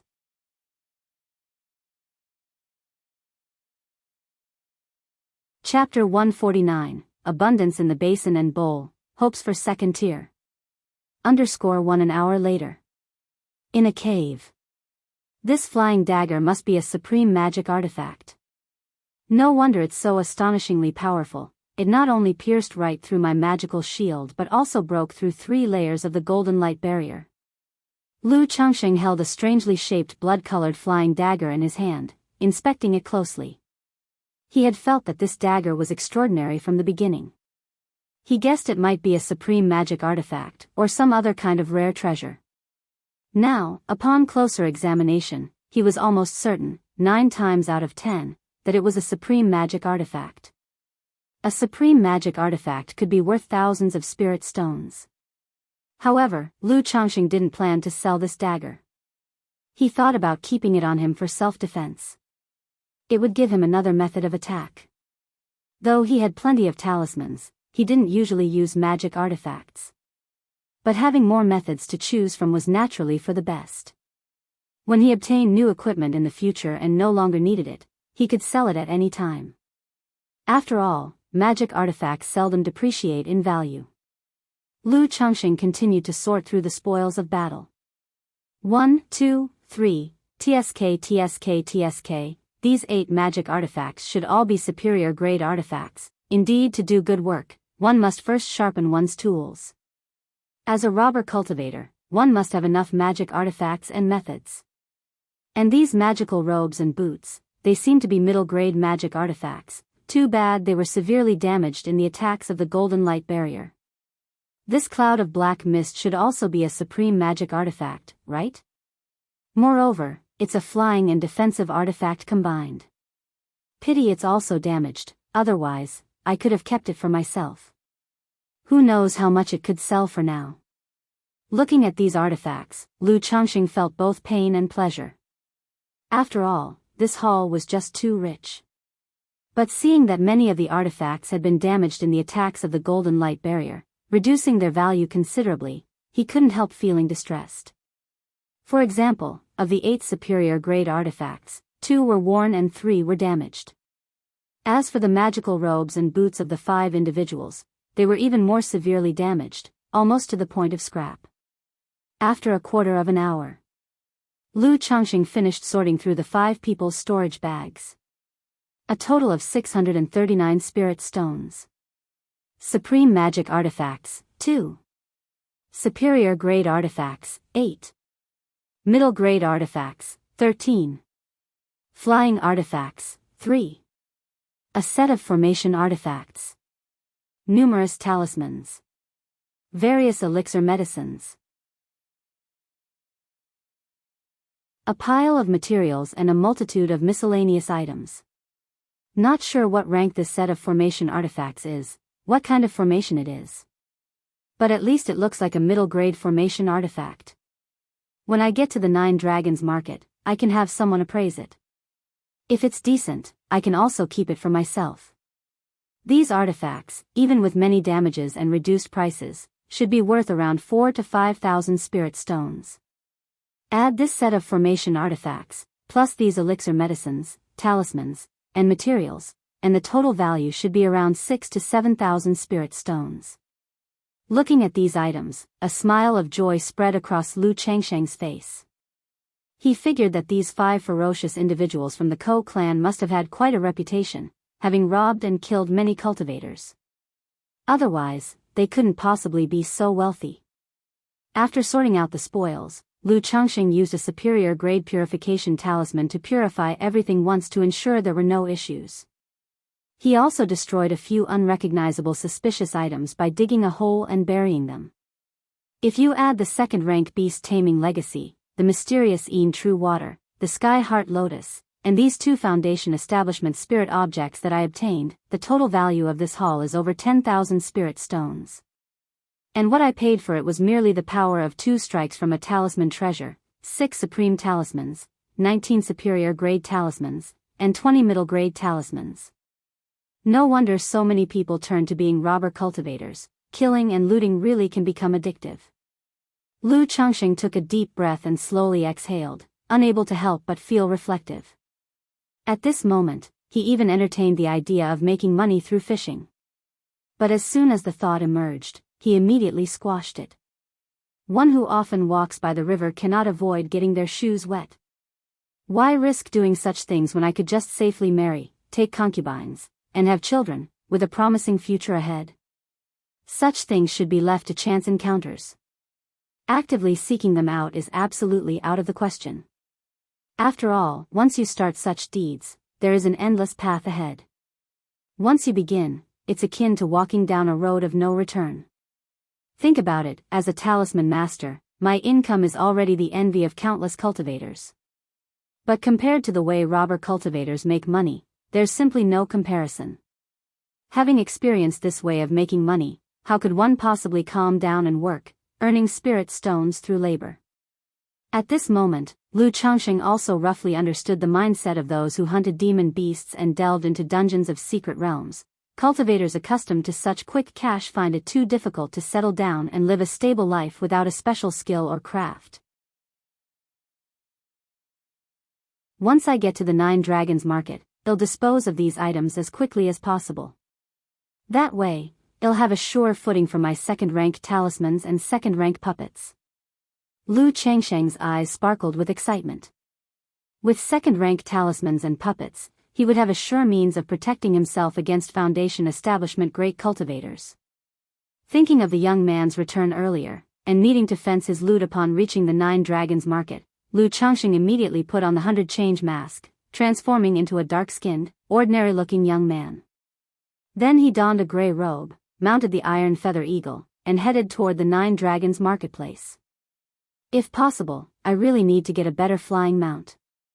Lu Changxing looked down at the iron feather eagle beneath him and thought to himself. Before, having a flying mount was delightful. But now that his standards had risen, he felt that the iron feather eagle truly left something to be desired.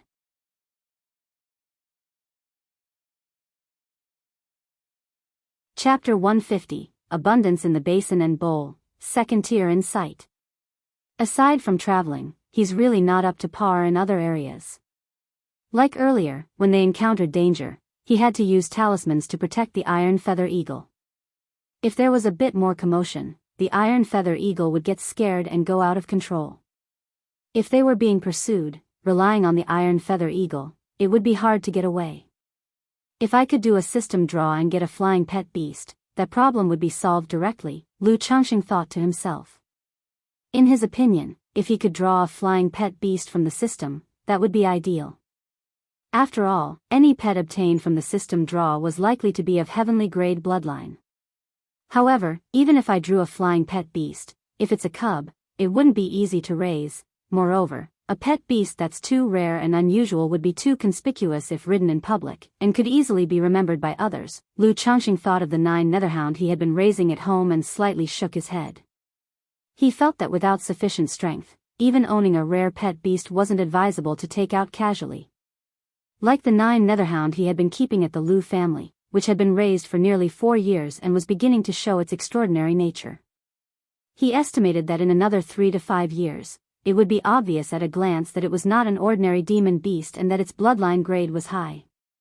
By then, I'll just have to keep the 9 netherhound in the spiritual pet bag and carry it with me, or, as I considered before, find a mountain range where I can let it grow up on its own, Lu Changxing mused. If released into the wild, his only concern was that the 9 netherhound might encounter danger. After all, the 9 netherhound currently only had the strength of an early first-grade demon beast. And that's not very strong. Thinking of the second-rank beast taming inheritance he had just acquired, Lu Changxing took out the jade slip to review its content. To see if there were any methods that could help the 9 netherhound grow. The purple gold rat, a high-rank demon beast with a metallic bloodline, is to be typically fed spiritual materials and golden spirit rice in a ratio of 7:3 for its spirit food. When advancing to second rank, 10 gene of metal ore and 1 demon rat's core.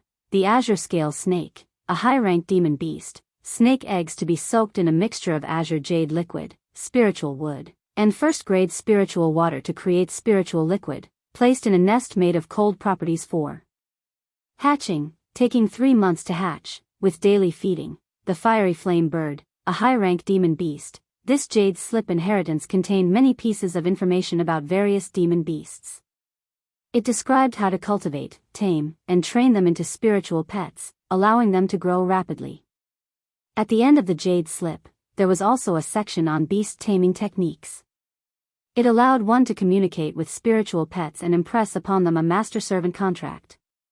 Although this inheritance doesn't have specific rearing methods for the 9 netherhound, based on the cultivation methods for pet beasts detailed here, it boils down to the traditional wisdom: 3 parts training, 7 parts nutrition. It's essentially about how to ensure the least amount of money is spent for the best possible growth of a spiritual beast during its cultivation. After reading the content of the jade slip, Lu Changxing felt somewhat disappointed. He didn't seek the beast taming inheritance in order to become a beast tamer himself. Taming beasts couldn't compare with the system's draws. He simply wanted to see if such an inheritance would be helpful in raising the 9 netherhound. But having read it and arrived at such a conclusion, he naturally felt some disappointment. Even without the jade slip, he knew that if the 9 netherhound were to eat demon beast meat at every meal, it would certainly grow faster than it was now. Maybe I really should just release the 9 netherhound into the wild, or I could try releasing it for a while to see what the results are like. Otherwise, growing at this pace day by day, it's just too slow. Thinking of his estimate that the 9 netherhound would take 100 years to grow to a second-rank demon beast, Lu Changxing was leaning more towards releasing it. After all, the worst outcome of releasing it would just be losing the pet. That's not entirely unacceptable, right? Once I have second-rank talismans and a second-rank puppet, I can start looking for a suitable place to release the 9 Netherhound, then I'll also observe the 9 Netherhound survival skills, Lu Changxing resolved inwardly. A day later, when nearing 9 Dragons Market, Lu Changxing switched from the Iron Feather Eagle to a flying artifact. Then in disguise, he flew on the flying artifact into 9 Dragons Marketplace, procured a temporary identity card, and entered the marketplace. He entered the city in this guise, naturally to facilitate selling off his spoils. Without even thinking about it, the loot obtained from the Ko family's 5 fiends was not the sort of thing to display openly. It might attract the attention of interested parties. So, prudence was crucial. Mainly, Lu Changxing was thinking of quickly selling the items for spirit stones. Otherwise, in a few years or even over a decade, slowly disposing of the items in small batches would be the most secure method. However, with spirit stones in hand, he would be able to inscribe second-rank talismans and craft second-rank puppets. Having 2 more cards up his sleeve, he felt his capacity to withstand risks would significantly increase, and thus considered that a little risk was acceptable. After entering the city, Lu Changxing made his way to a larger magical artifact shop with practiced ease. Esteemed fellow Daoist, what kind of magical artifact would you like to purchase? A shapely female shop assistant approached him. Is your shopkeeper here? I have second-hand magical artifacts I'd like to sell, Lu Changxing said expressionlessly. Not long after, the shopkeeper came over beaming with a smile, greeting him, to which Lu Changxing presented the magical artifacts he intended to sell. He didn't bring out all the artifacts at once, but only the Black Cloud artifact, 2 high-quality artifacts, and the damaged magical robe and boots. Fellow Daoist, your top-quality artifact is quite severely damaged, not just on the exterior but also with problems in the internal restrictions, so our shop can only offer you 820 spirit stones.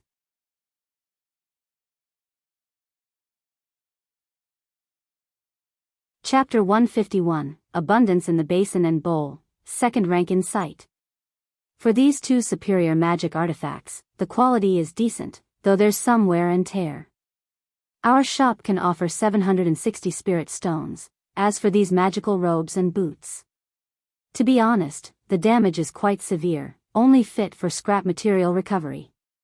Let's say 260 spirit stones for all. The shopkeeper could tell that these magic artifacts were obviously ill-gotten goods and directly offered a low price. A flat rate, 2,200 spirit stones, Lu Changxing, even in his eagerness to sell, wouldn't just accept whatever price was given. Fellow Daoist, this price is really a bit steep, to be honest. These items of yours, they probably didn't come from a good place. If our shop were to sell them, we would need to completely refurbish them. The shopkeeper made a difficult face as he spoke. I take my leave. Upon hearing this, Lu Changxing made a move to leave immediately. 2,000 spirit stones, fellow Daoist, that's the highest price our shop can offer. Such magic artifacts aren't easy to sell in other shops either. They won't fetch a high price. The shopkeeper stepped forward to persuade him.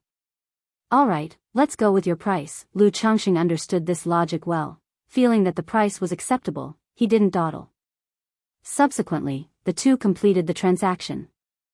Just after Lu Changxing left, the shopkeeper narrowed his eyes and stroked his chin, saying, this black blood cloud should be the magic artifact of the eldest of the Ko clan's 5 fierce, and now it has ended up in this person's hands. Could it be? But what does that have to do with me? If the Ko clan's 5 fierce have all fallen at this person's hands, I'm afraid only a foundation-building great cultivator could take him down. However, this information might be worth quite a bit of money.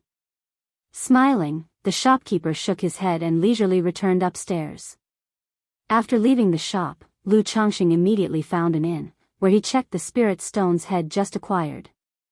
As expected, when there's a bit more profit involved, there will be this kind of backstabbing. Lu Changxing watched as faint black smoke appeared from 3 spirit stones under the effect of a high-grade purification talisman. They were clearly tampered with. That was only what the purification talisman detected. He didn't know if there were any other problems. However, Lu Changxing wasn't concerned. He changed his appearance, took on a different outfit, and went straight to the Qingyun Commerce Guild. As long as he spent all these spirit stones, he wouldn't need to worry about any issues. What would the fellow Daoist like to see? May I make some recommendations? As soon as Lu Changxing walked into the Qingyun Commerce Guild, a beautiful female cultivator in a Cheongsam came up, her smile beaming as she greeted him. I need a supreme talisman pen for magic artifacts, Lu Changxing said directly. Upon hearing this, the female cultivator paused, then her eyes lit up and her smile grew even wider. Please take a seat, fellow Daoist. She promptly invited Lu Changxing to sit down, pouring him some tea. Then she knelt beside him, her Cheongsam tight, outlining her graceful figure. For convenience, our guild has illustrated some precious magic artifacts in a catalog, making it easy for distinguished customers like yourself to view, understand, and compare selections. If you see something you like, I will bring the actual item for you. Take a look at this Qihui talisman pen. It's the best-selling supreme talisman pen at our Qingyun Commerce Guild. The Cheongsam-clad female cultivator took out an antique jade scroll, turned to the page with talisman pens, and pointed to one of the pens. A three-dimensional image of a red talisman pen appeared on the jade scroll. There was also accompanying introduction information. Qihui talisman pen. The pen tip is made from the neck fur of a second-rank azure-eyed golden lion demon beast, and the pen shaft is forged from a mixture of sky blue wood and qi gold. Lu Changxing nodded slightly. He had been to the Qingyun Commerce Guild before.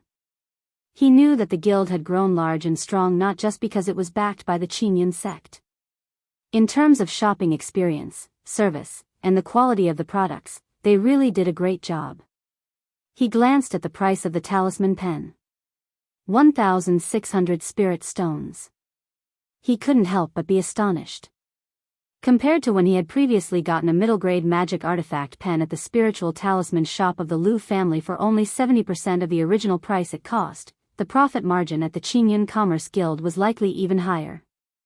But it couldn't be helped. There were no supreme talisman pens for magic artifacts at the Lu family's spiritual talisman shop. Even if there were supreme talisman pens for sale, it wouldn't be right for him to buy them from his own family's shop. As expensive as it is, after all, this thing will last a long time, and he'll eventually make the money back. Lu Changxing sighed softly in his heart. He knew this wasn't an expense he could avoid. Going to other shops might save him a little money, but it would waste time and be a hassle, with no guarantee they'd have the product in stock. He flipped through the jade scroll, looking at a few other supreme talisman pens. The cheapest is 1,400 spirit stones, and the most expensive is 2,000 spirit stones. Immediately, Lu Changxing asked the female cultivator to bring over 5 different supreme talisman pens for him to examine. After briefly playing with them, Lu Changxing still chose the red glow talisman pen valued at 1,600 spirit stones. You should also have the materials for making second-rank talismans here, right? Lu Changxing continued to inquire. Now that he had spirit stones, he naturally wanted to buy everything in one go. Of course, we do. In this marketplace, whatever the fellow Daoist desires, we at Qingyun Commerce Guild have it for sale. If we at Qingyun Commerce Guild don't have it, then it certainly won't be found anywhere else. The female cultivator said with a smile, her tone full of confidence. She then took out a jade scroll, which listed various materials for sale for second-rank talismans. The materials for second-rank talismans are much more complicated than those for first-rank talismans. To draw different talismans, you also need corresponding attribute demon beast furs and spiritual materials made into talisman paper and spirit ink. Otherwise, it would affect the talisman completion rate. Lu Changxing looked at the second-rank materials listed in the jade scroll. The choices weren't particularly numerous. The materials were sold in sets of 10. Lu Changxing bought 30 sets. The total cost was 780 spirit stones. That meant, on average, the production cost per second-rank talisman was 26 spirit stones. This didn't even include the cost of wear and tear on the talisman pens. But there was no other way. Second-rank talisman materials were relatively rare, hard to buy elsewhere, and collecting them on his own was troublesome. If he wanted convenience and speed, he could only purchase them at a higher price from the Qingyun Commerce Guild. However, by buying here, at least there were guarantees, and he wouldn't encounter any issues. Fellow Daoist, the total comes to 2,380 spirit stones, said the female cultivator in a cheongsam, still smiling. After speaking, she paused for a moment, her voice sweetened as she said, as the fellow Daoist is purchasing second-rank talisman materials, it seems you also have some achievements in the talisman path. Would the fellow Daoist be interested in becoming a guest elder of our Qingyun Commerce Guild? If you are willing to become a guest elder, then in the future, all items you purchase from our Qingyun Commerce Guild will be offered at an internal price. Moreover, should the fellow Daoist need any materials, our Qingyun Commerce Guild can also assist in collecting them. The cheongsam-clad female cultivator spoke in a sweet voice. Oh. When Lu Changxing heard this, he raised an eyebrow and asked, "May I know what the exact standards for having some achievements are you referring to?" In terms of talisman making, the fellow Daoist would need to be able to consistently draw supreme first-grade talismans, the female cultivator in the cheongsam replied with a smile. "May I know the benefits of this guest elder position?" Lu Changxing continued to inquire. "If the fellow Daoist is interested, I can invite the manager to discuss the details with you," the female cultivator with sparkling eyes said. "There's no need for a detailed discussion, I was just casually asking," Lu Changxing said, waving his hand dismissively. "Although I can draw supreme talismans at the moment, it is quite a struggle. I bought the second-rank materials just to see if they might help me stabilize the drawing of supreme talismans." Lu Changxing said this outright. He was currently in disguise. How could he possibly become a guest elder at the Qingyun Commerce Guild? To become a guest elder here, he would undoubtedly have to verify his identity. Once his identity was checked and verified, his skills as a top-level first-grade talisman master would be difficult to explain. "Alright, if the fellow Daoist ever becomes interested, we at the Qingyun Commerce Guild are always welcoming," the female cultivator in the cheongsam replied, unbothered and still smiling. "Okay." Straight away, Lu Changxing paid the spirit stones, picked up his talisman pen and materials, and walked out of the Qingyun Commerce Guild. Sigh, money comes quickly, but it goes just as fast. Lu Changxing thought about his expenditure and felt a twinge of pain in his heart. He had never used so much money before. Back in the day, when he first arrived at the Lu family, he only received 2 spirit stones per month. Now in one spending spree, more than 2,000 spirit stones were gone, which was the equivalent of 100 years' earnings in the past. Next, I'll deal with the remaining magic artifacts and materials and see if I can purchase enough to construct a second-rank puppet. Lu Changxing exhaled softly and repeated the actions he had just been doing, bustling without a break. He sold all the magic artifacts he had gathered, unnecessary elixir medicines, as well as materials to shops for a low price. Then, having obtained the money, he directly went back to spend it at the Qingyun Commerce Guild, buying the materials he needed. P.S. I went to bed late last night and got up early, which made me groggy all morning. After resting in the afternoon, I finally felt somewhat better, but still a bit of a headache. There won't be a second chapter today, apologies.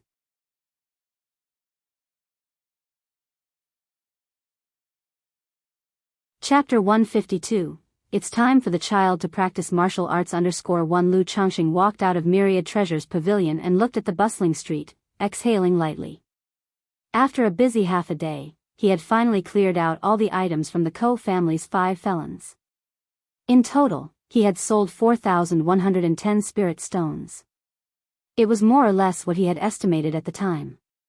If he had also sold all the sundry things he had retained for himself, such as the supreme magic artifact Flying Dagger, the superior magic artifact Shield, the elixir medicines, talismans, and other materials, he would have had around 7,000 spirit stones. However, selling elixir medicines, talismans, and materials was troublesome. Since Lu Changxing could use those items himself, he couldn't be bothered to sell them. And so, he spent all the spirit stones he had, not sparing a single one. All of them went into purchasing materials for crafting a second-rank puppet. However, the cost of crafting a second-rank puppet was indeed high. After asking about the prices of various materials, Lu Changxing had a rough idea of how much a second-rank puppet would cost to create. At least 3,000 spirit stones to start. As for the upper limit, that was harder to say. Because puppets were unlike alchemy, artifact refining, or talisman making. There were many kinds of puppets. Broadly defined, there were combat puppets, auxiliary puppets, and special puppets. In terms of appearance, there were humanoid puppets and beast-shaped puppets. In size, there were small, large, and gigantic puppets. Different puppets consumed completely different amounts of materials, and the time consumed also varied greatly. A gigantic puppet could consume several times or even dozens of times the materials of a small puppet. Due to limited finances, time, and environment, Lu Changxing didn't set his sights too high. He directly skipped over large and gigantic puppets, preparing to first craft a small, humanoid second-rank puppet that would cost 3,000 spirit stones. After all, he mainly needed the puppet for self-defense. In case of emergencies, it would serve as an additional method. This kind of small puppet, with combat power roughly equivalent to the early stages of Foundation establishment, would be sufficient for his use. However, because he had purchased a supreme quality talisman brush and talisman materials, he didn't have enough spirit stones. He still hadn't collected all the materials needed to craft this puppet. He was short by about 500 spirit stones. Lu Changxing was not in a hurry. He planned to leave it at that for the time being. First, he would complete the drawing of the second-rank talismans he had bought. By that time, he would have almost enough money to gather the rest of the materials. In any case, even if he did have all the materials, he didn't have the time or energy to craft the puppet right now. Just like the materials for the two puppets he had bought before, he hadn't had the time to fully craft them yet. Let alone crafting a second-rank puppet. Lu Changxing walked along the street, not heading straight home, but finding an inn instead. In the room, he checked to see if he was being tracked or left with any marks. Although places like Qingyun Commerce Guild and Myriad Treasures Pavilion wouldn't do such things, but as the saying goes, it doesn't hurt to be careful. After making sure there were no issues, Lu Changxing changed his appearance and put on a new set of clothes, then left the inn and Nine Dragons Market. He went around the marketplace, destroyed the clothes and temporary identity token he had used, and then returned to Nine Dragons Market. After arriving at the spiritual talisman shop, the shopkeeper Zhang Shan saw Lu Changxing and reported to him about the business matters of the shop over the past few days. He also told Lu Changxing that someone from White Jade Tower had come 3 days earlier, asking him to visit when he had the time. Hearing this, Lu Changxing immediately knew it was about the two maids he had previously purchased from White Jade Tower. "Alright, I got it," Lu Changxing nodded. He wasn't in a rush to go to White Jade Tower. It was acceptable to visit White Jade Tower within a month of receiving the notice. Phew. After taking a seat in a chair in the shop on the 3rd floor, Lu Changxing took a long breath. His tightly wound mental spirit finally relaxed completely at this moment. Then, he took out the jade bamboo liquor from his storage bag and poured himself a cup.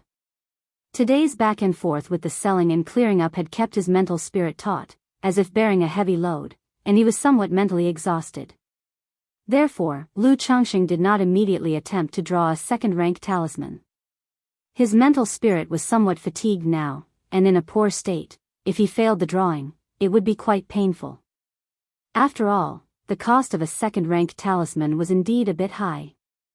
Thinking of how other talisman masters had to spend money to practice, Lu Changxing understood why the profit margin for talismans was so high. Because they burned through so much money, if the profits weren't high, who would do it? After sipping 2 cups of jade bamboo liquor and resting for a while, Lu Changxing took out the red glow talisman brush and began to draw superior grade talismans. He needed to replenish his talisman stock as they were running low, and also to get accustomed to this new talisman brush. As expected of a supreme talisman brush, the flow of spiritual power is clearly smoother when drawing talismans. Even when spiritual power fluctuates slightly and becomes too scattered, it helps to smooth it out. After drawing 2 superior grade talismans and experiencing the effects of the supreme talisman brush, Lu Changxing nodded in approval. But this was just an additional effect of the talisman brush. The main effect of the supreme talisman brush was to endure the surge of spirit ink and spiritual power, better outlining the talisman lines on the talisman paper. For example, with a middle-grade artifact talisman brush, no matter how high the talisman-making skill, one couldn't use it to draw second-rank talismans. Night fell. Lu Changxing returned to his residence. He inquired about the home situation with Xiaoqing and the others over the past few days. Apart from the birth of his 42nd child, there weren't any other significant events. Lu Changxing nodded slightly, glanced at the child, had a meal, and then went to bed early to rest. The next day, Lu Changxing, fully refreshed, came to the talisman room of the spiritual talisman shop. Preparing to begin drawing the second-rank talismans. He laid out the pale purple beast skin talisman paper, took the red glow talisman brush, and imbibed the talisman ink made from demon beast blood into the tip of the brush.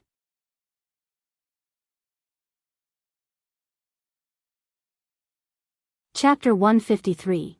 It's time for the child to practice martial arts afterward. Spiritual power surged into his palm, then onto the talisman brush in his hand, and finally to the tip of the brush. Under the flow of spiritual power, the brush shaft emitted a faint red glow. And the tip of the brush radiated a purple luster. Immediately, Lu Changxing, with a serious face and in total concentration, began to draw a second-rank talisman. The drawing process was very slow. The lines of the talisman appeared smooth and flowing, but each step seemed somewhat strenuous. It made sweat beads appear on Lu Changxing's forehead. Time passed, bit by bit. Finally, Lu Changxing completed the last stroke of the talisman line. In an instant, all the lines of the talisman paper connected end to end, with purple currents surging through them, and flames spread from the edges of the paper, exuding a terrifying spiritual pressure. However, after a moment, the spiritual pressure dispersed, and the talisman lines solidified. A second-rank lower-grade talisman, the Thunder Fire Talisman, was completed. A success on the first attempt, not bad at all. Lu Changxing looked at the Thunder Fire Talisman with a satisfied expression and gently wiped the sweat from his forehead. Though drawing a second-rank talisman did not drain him completely, it was still a significant expenditure. His mental spirit and spiritual power were both greatly depleted, leaving him feeling exhausted. A second-rank lower-grade talisman, its power compares to a strike at the Foundation Establishment initial stage. However, with my current strength, I can't activate too many of this caliber at once. I must be careful in guiding and controlling them, otherwise, a slight mishap could cause injury to myself.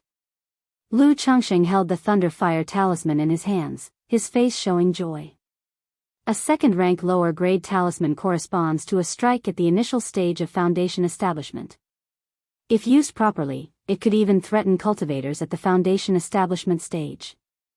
However, the higher the grade of the talisman, the greater the demands on one's mental spirit and control over spiritual power.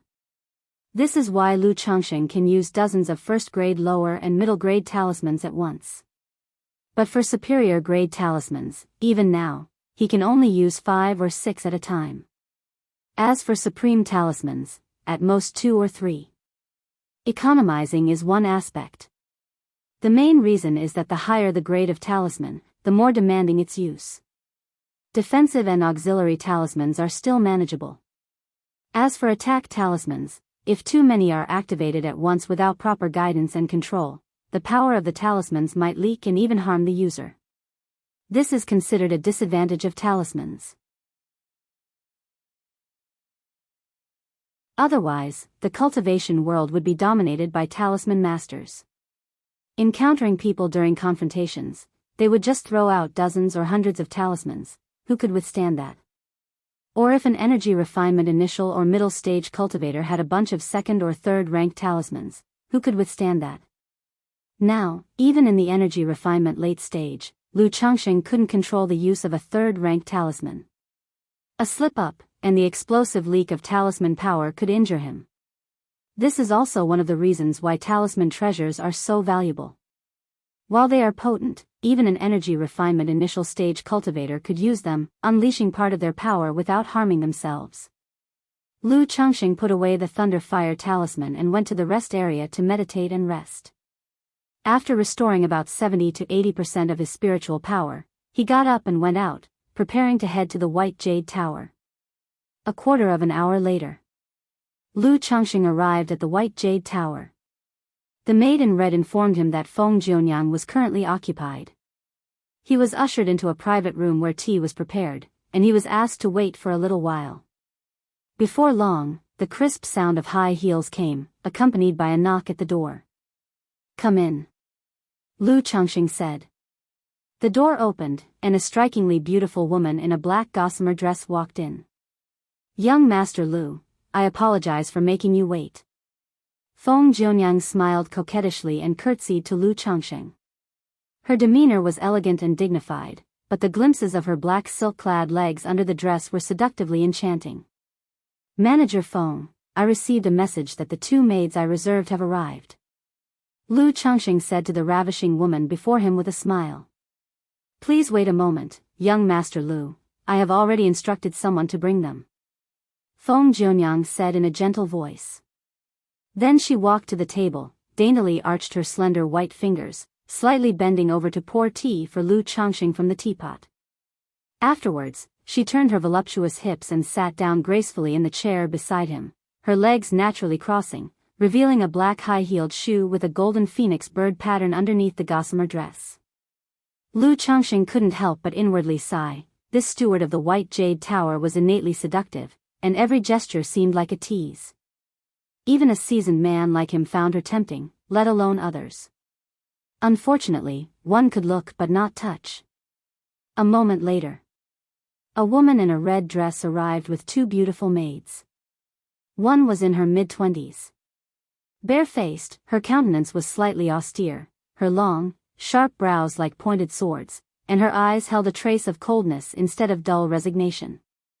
Clad in tight-fitting red attire, she stood tall and straight, her long black hair tied into a ponytail at her back, exuding the temperament of a swordswoman.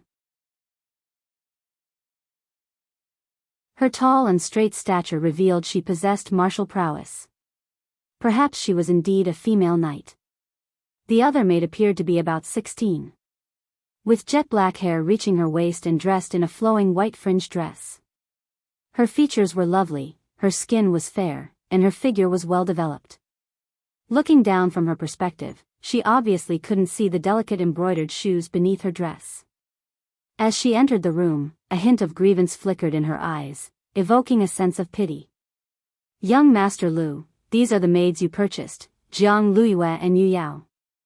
Feng Jianyang introduced them to Lu Changxing in a flirtatious voice, then turned to the two women and said, "Go and greet young Master Lu."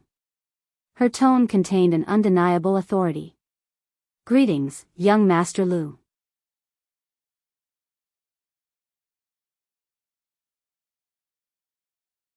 Chapter 154. It's time for the child to practice martial arts. The two women immediately performed a curtsy towards Lu Changxing.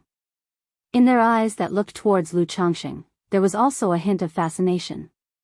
After all, the Lu Changxing before them was handsome, with a tall and straight figure and a gentle temperament. Dressed in a green robe decorated with bamboo leaves, he gave off a refreshing feeling as though one were basking in the spring breeze. It even elicited a sense of goodwill. One could tell at a glance that this young man was a kindly person, a graceful and suave young master. "Would you two ladies be willing to become my maids?" Lu Changxing also stood up, with his hands clasped behind his back, and asked with a smile. He noticed the look in the women's eyes. To such a gaze, he was all too familiar. Under his care, it wouldn't take long for the life of these two women to thrive again, feeling vibrant and colorful. "This humble girl is willing, Yao is willing." Both women responded immediately. "All right, Manager Feng, I'm quite satisfied." Seeing their response, Lu Changxing chuckled softly and nodded his head. He suddenly thought of the crying elder who created the immortal beauty technique. If he were to come to a place like White Jade Tower, surely it would be unimaginable to ask whether the other party was willing, right? Afterwards, Lu Changxing completed the contract with Feng Jianyang and settled the final payment with spirit stones. "Young Master Lu, you've spent over 1,000 spirit stones at our White Jade Tower, and from now on, you will be our member client. In the future, if you come to purchase maids, the deposit can be waived, and if you're not satisfied, there will be no loss incurred. Moreover, every so often, our White Jade Tower will also have a selection of high-quality maids available exclusively for our members to choose from. If young Master Lu is interested, I will have someone notify you when the time comes. At this moment, Feng Jianyang specifically handed over a white jade token to Lu Changxing, saying so. Oh. Upon hearing this, Lu Changxing raised an eyebrow in surprise. He didn't expect that White Jade Tower had such a membership system. He wasn't concerned about waiving the deposit. But he was somewhat interested in the high-quality maids exclusive to members. Speaking of which, if I continue to spend, are there perks like an advanced member or something? Lu Changxing took the white jade token and examined it closely. One side was engraved with the pattern of the White Jade Tower, and the other had the character Lu, probably pre-customized. Our White Jade Tower does indeed have multiple membership levels, which are there to provide better service for every customer, Feng Jianyang replied with a seductive smile. Okay, if there are high-quality maids available exclusively for members in the future, you can send someone to the Lu family's spiritual talisman shop to notify me, Lu Changxing pondered for a moment. Originally, he planned to slow down and not come to the White Jade Tower to buy maids for the time being. After all, he already had so many maids by now. If he were to buy more maids, he really would have to move to a bigger place.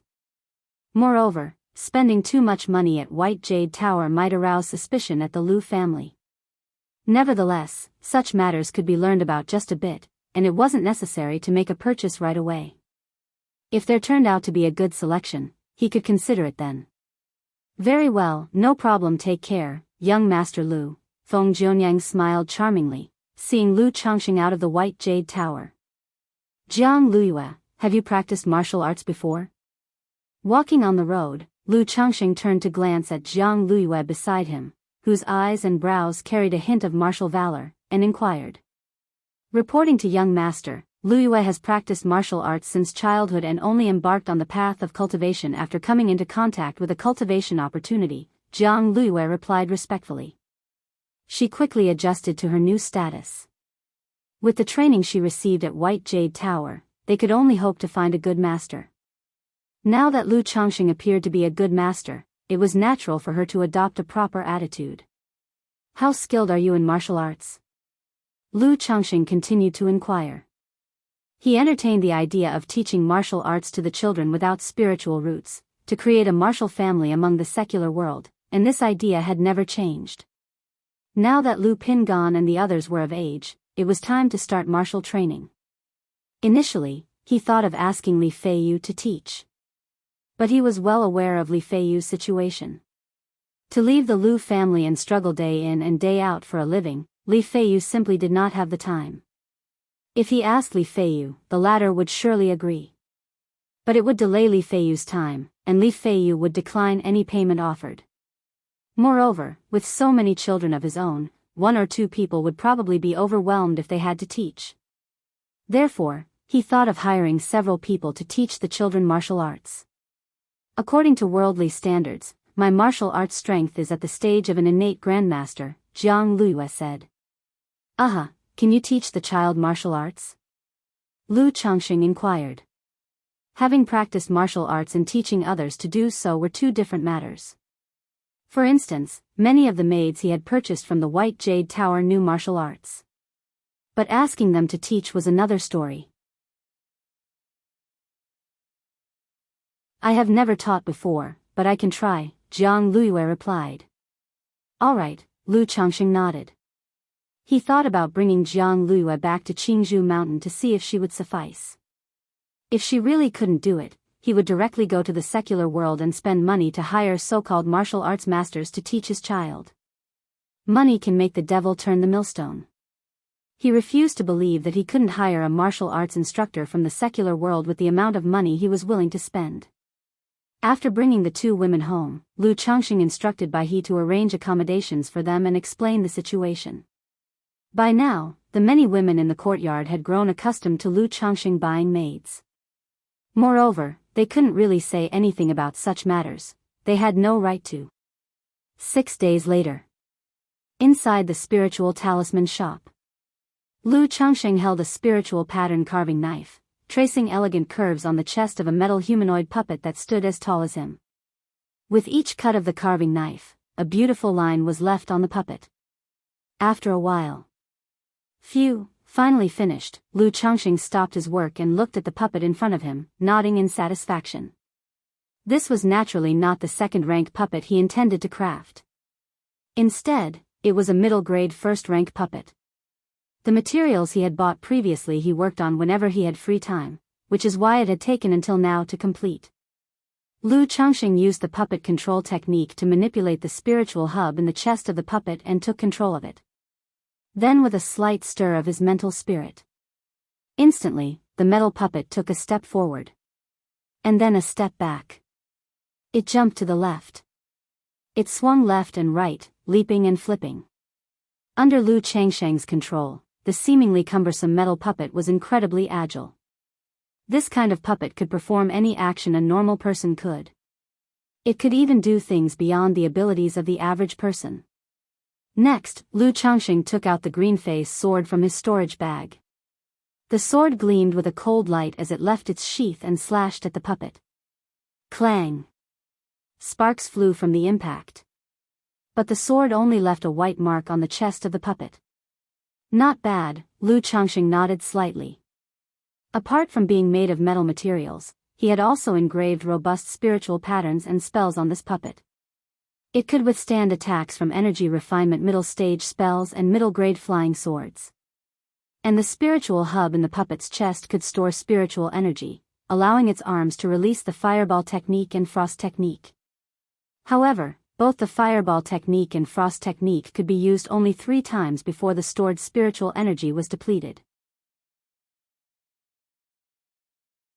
The only downside is that a person's mental strength is limited and can't control too many puppets at the same time. With my current energy refinement late-stage cultivation level, I can only control 2 or 3 puppets at most, Lu Changsheng mused as he looked at the puppet in front of him. First and second rank puppets lacked their own consciousness. They had to be manipulated using the puppet control technique. It was akin to maneuvering a magic artifact. But in combat, having to control the artifact, use talismans, and also manage puppets was an enormous burden that made it impossible to unleash full power.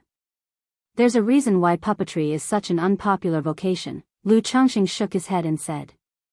He felt that crafting a few puppets would be enough. Too many would be useless, he couldn't achieve the army of puppets he imagined. If I break through to Foundation establishment and give birth to divine sense, then I should be able to control several puppets at once, right? And I've heard that in the cultivation world, there are also techniques for cultivating divine sense. Lu Changsheng's eyes narrowed slightly as he contemplated.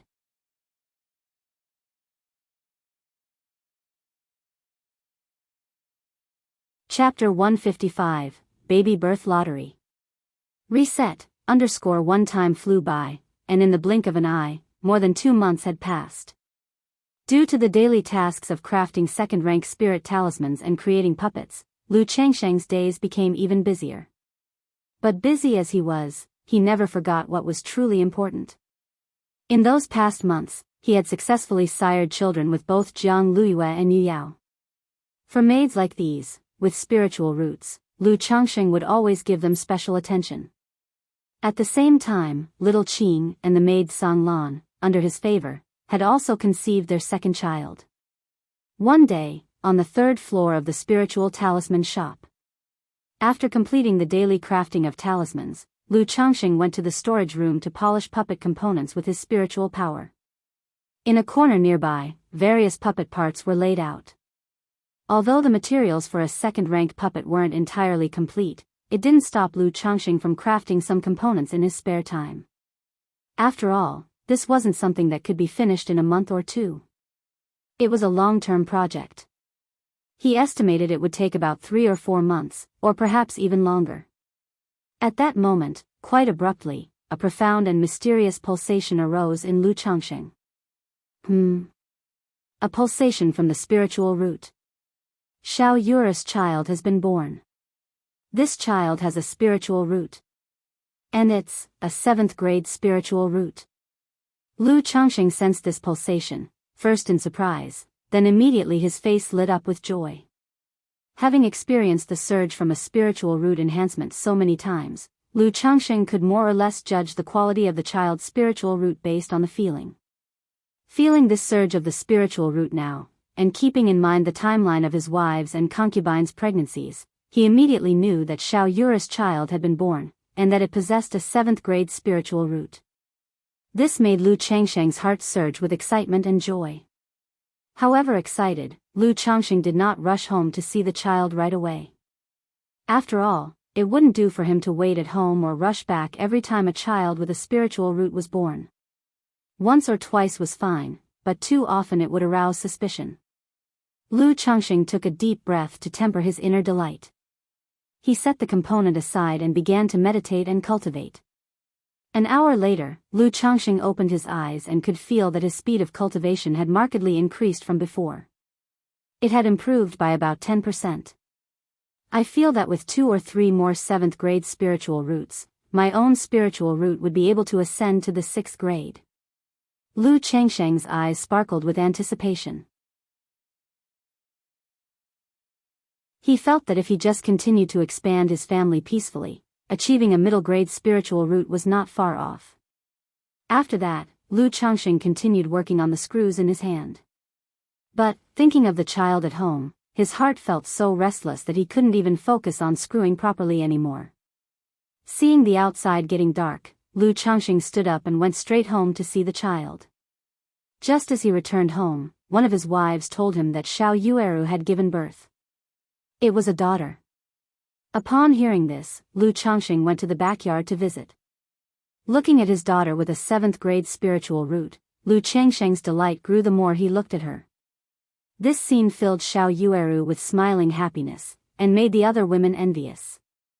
They thought to themselves that their lord husband truly loved the children, and resolved to bear him many more. Meanwhile, inside a certain cave dwelling, a skinny young man, holding a black jar, was overjoyed. Within the jar, there was a blood-red goo worm, seemingly on its last breath, languishing half-dead.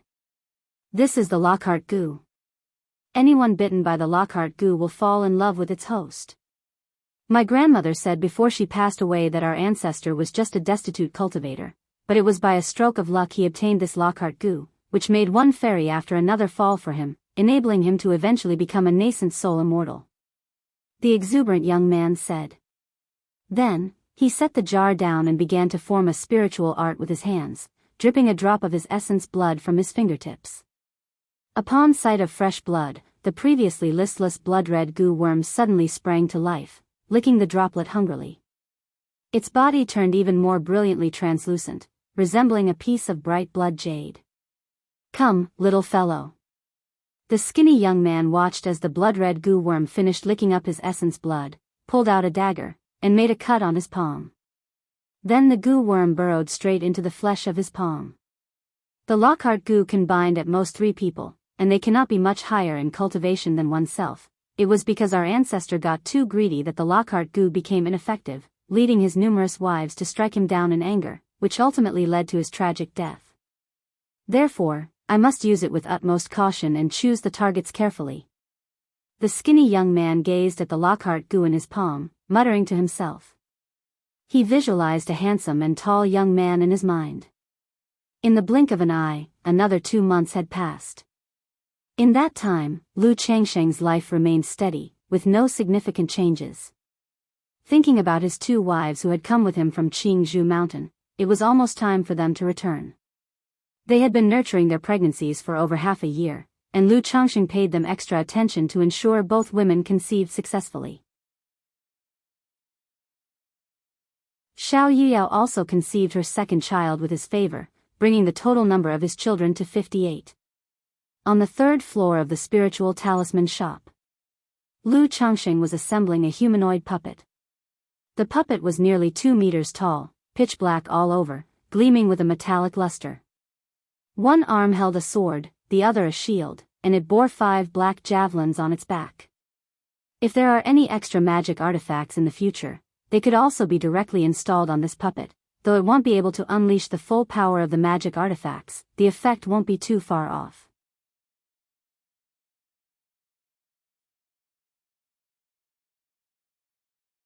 Chapter 156, Baby Birth Lottery.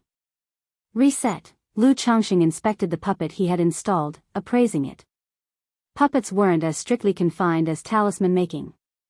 After understanding the principles, one could flexibly modify certain minor areas depending on the situation. Then, Lu Changxing removed the golden heart protecting mirror from the chest of the puppet. Inside was hollow, being the core of the puppet's spiritual control mechanism. If the core were damaged, the puppet would be wasted, necessitating major repairs. Lu Changxing took out a spiritual pattern carving knife and, infusing it with spiritual power, slowly traced over the puppet's chest core. He needed to activate all the spiritual patterns and formations on the puppet's body, linking them together. This was the final step and also the most critical one. If he failed, he would have to check the other part's spiritual pattern formations again, re-engrave, and reassemble. During this process, Lu Changxing was extremely focused. Each time the carving knife landed, it was precise and deliberate. Time passed by slowly. Finally, Lu Changxing completed the last stroke. He then poured a jar of thickly mixed spiritual liquid into it and embedded 10 spirit stones. In that moment, the entire puppet's surface shimmered with spiritual light. Pattern after pattern emerged, ancient and mysterious, emitting a faint spiritual pressure. Phew, it's finally a success. Lu Changxing looked at the metal puppet before him, revealing a tired smile on his face. To construct this second-rank puppet, it had taken him a total of over 4 months. Now that it was complete, he felt a considerable sense of achievement. Immediately, Lu Changxing performed the puppet control technique to take charge of the puppet in front of him. Instantly, the puppet's surface glowed with a faint luster like that of ink jade, and a humming sound emanated from within. It was as if a war machine was awakening, spreading a terrifying spiritual pressure. His mental spirit nudged slightly. Whoosh! The puppet, holding the black gold long knife, made a fierce slash forward, the blade like thunder and lightning, seemingly tearing the air apart. It looks alright, but this place is too small to test the real strength of this second-rank puppet. With too much force, the house might just collapse, said Lu Changxing, smacking his lips and shaking his head. The puppet before him was the second-rank lower-grade humanoid combat puppet he had intended to build. It was a puppet designed for close combat, combining offense and defense. However, despite its emphasis on melee, that doesn't mean it lacked ranged attacks. The 5 javelins on its back could be launched over long distances. Each strike was comparable to a hit from an early-phase Foundation establishment cultivator. For a Qi refinement realm cultivator facing this puppet, if they were too slow to escape, it almost guaranteed a dead end. As for facing a Foundation establishment great cultivator, one could only say, unless they were old and frail, just coming out of a battle, or had exhausted all their skills, a foundation-building great cultivator. Otherwise, it would be a fool's dream to rely on a single puppet to defeat a foundation-building great cultivator. After all, anyone who could achieve the status of a foundation-building great cultivator was no simple individual.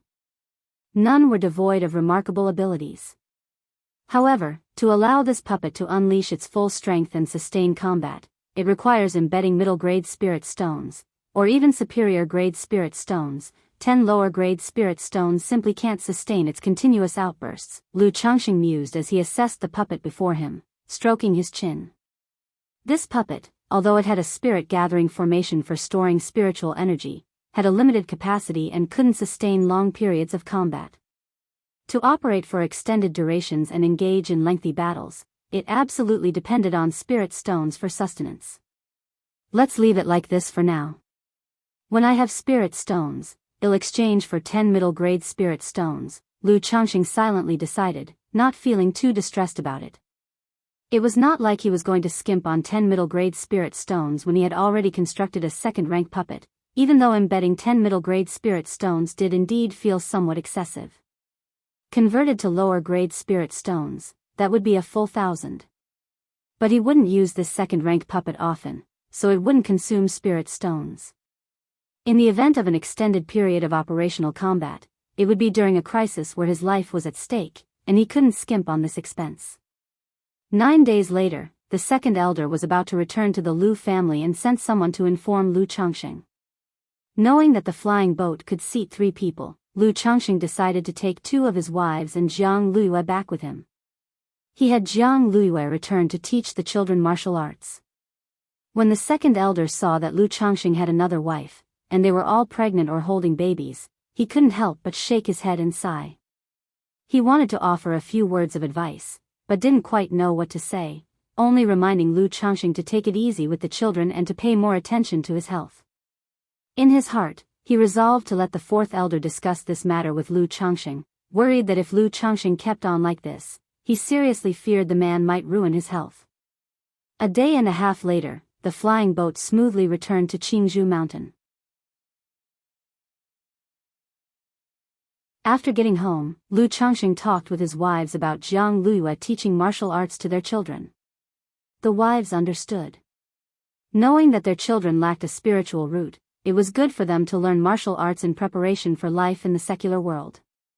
If nothing else, practicing martial arts would at least strengthen their bodies and keep them healthy, but seeing that Jiang Luyue was also pregnant, the wives couldn't help but silently criticize their husband, who didn't even spare their children's teacher.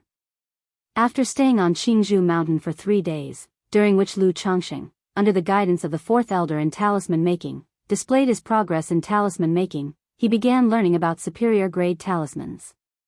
This was in line with his previous plans. By the next visit, he would be able to naturally reveal his status as a superior grade talisman master.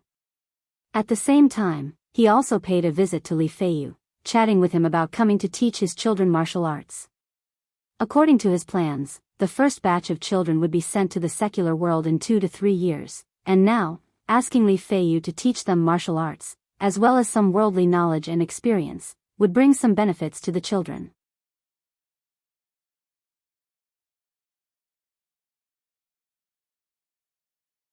Chapter 157, Baby Birth Lottery. Reset. Facing Lu Changxing's request, Li Feiyu readily agreed. But just as Lu Changxing had guessed, Li Feiyu indicated that he had agreed early on to teach them martial arts. Moreover, when teaching his own nephew and niece, how could he accept money? Finally, under Lu Changxing's persistent persuasion, he accepted a fee of 5 spirit stones per month. Then, 3 days passed. Lu Changxing left with the second elder. At the time of departure, Lu Changxing had intended to start his plan to raise the 9 Netherhound.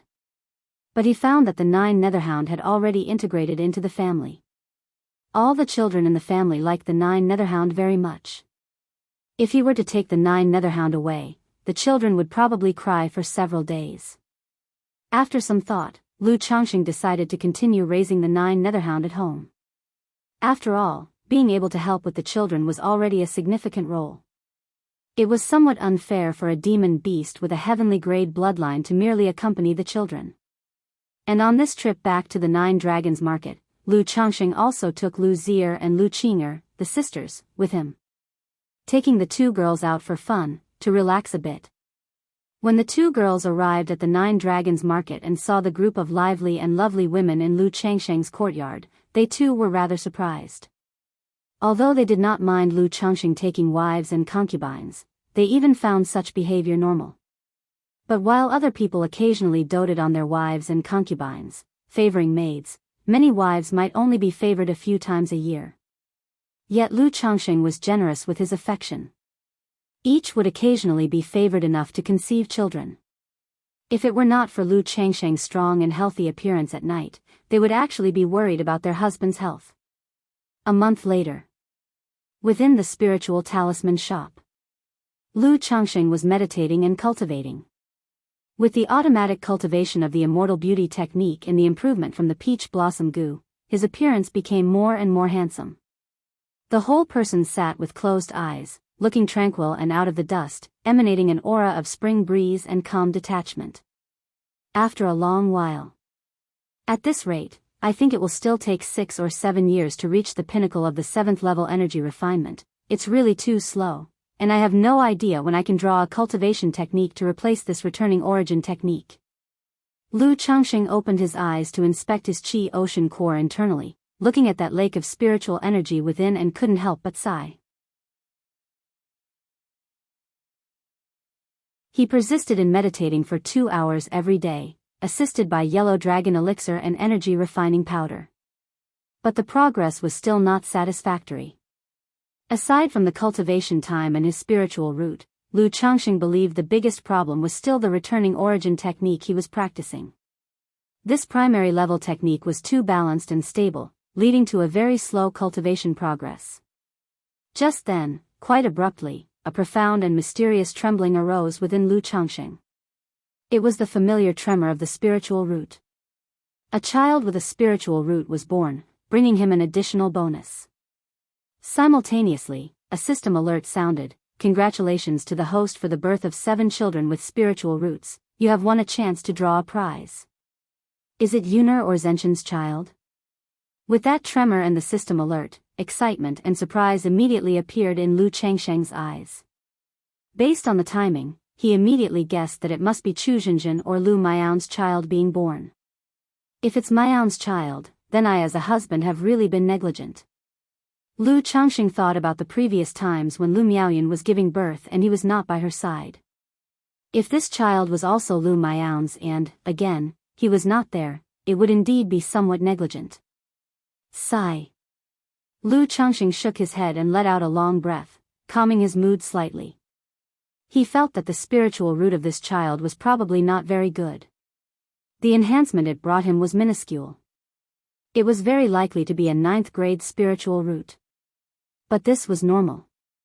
The parent's spiritual roots could affect the child's spiritual root, but it only relatively increased the upper limit of the child's spiritual root. It was not that if the parent's spiritual roots were good, the child's would definitely be better. Many children's spiritual roots were not as good as their parents', or they might not even have one. 7 children with spiritual roots. Could it be that for children with spiritual roots, you get 2 shares of child money at once? Lu Changxing thought about the system's drawing rules, musing to himself. Without further conjecture, Lu Changxing thought to himself, "System, I want to draw a prize." Immediately, a pale red lottery wheel from the system appeared. I hope for a cultivation technique. Looking at the lottery wheel before him, Lu Changxing silently wished. Then, with a mere thought, he began the drawing process. On the wheel, a streak of golden light emerged, swiftly spinning. After a few seconds, the wheel began to slow down and eventually stopped on elixir medicines.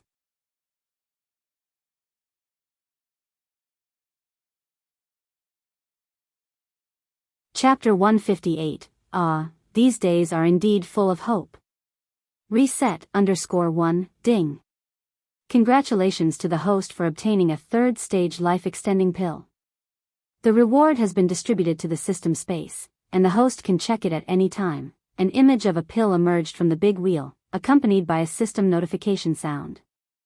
Life-extending pill? Lu Changxing furrowed his eyebrows upon seeing the reward. He was, of course, aware of what life-extending pills were. They were a type of elixir medicine that was extremely rare in the cultivation world. As the name suggested, they could extend one's lifespan after consumption. A 1st-grade life-extending pill could extend life by 5 to 10 years. A 2nd-rank life-extending pill could extend life by 10 to 20 years. A 3rd-stage life-extending pill could extend life by 30 to 50 years.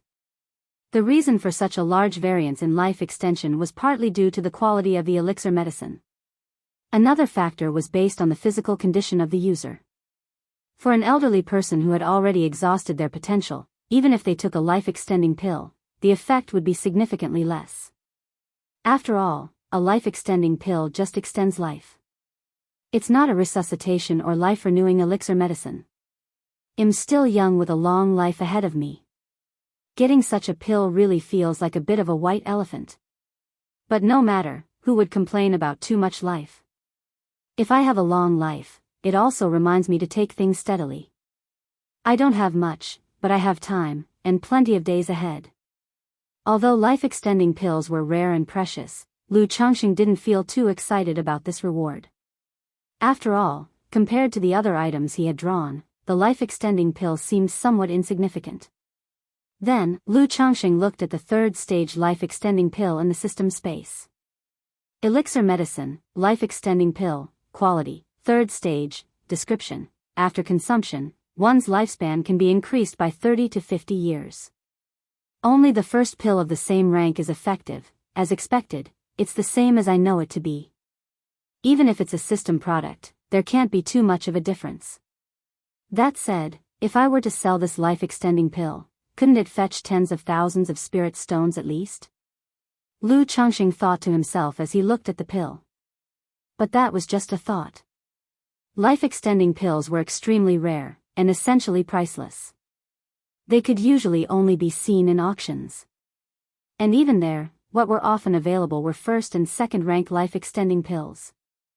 Lu Changxing had never heard of a third-stage life-extending pill being sold anywhere. So, even if he wanted to sell it, it would be difficult and not without fear of attracting trouble. Retrieve. Lu Changxing extracted the pill from the system space. Instantly, a brownish-green pill that was lustrous, full, and exuded a rich scent of life appeared in front of Lu Changxing. There were also faint silver patterns on the pill. So this is a life-extending pill. Lu Changxing examined the pill in his hand. It was his first time seeing one. It didn't look particularly special. But the presence of the pill patterns on it let him know that this was a top-quality life-extending pill. Because only elixir medicines of excellent quality would have pill patterns. The more pill patterns there were, the better the quality of the elixir medicine and the less elixir toxicity it contained. This life-extending pill had 3 pill patterns, signifying it was among the top tier of medicines. It could only be said that system space products were certainly of fine quality. Guaranteed in quality, they instilled confidence in those who consumed them. Without looking further, Lu Changxing swallowed the life-extending pill. The taste of the pill wasn't particularly pleasant. As he swallowed it, it transformed into an immensely pure and abundant vitality that spread within Lu Changxing.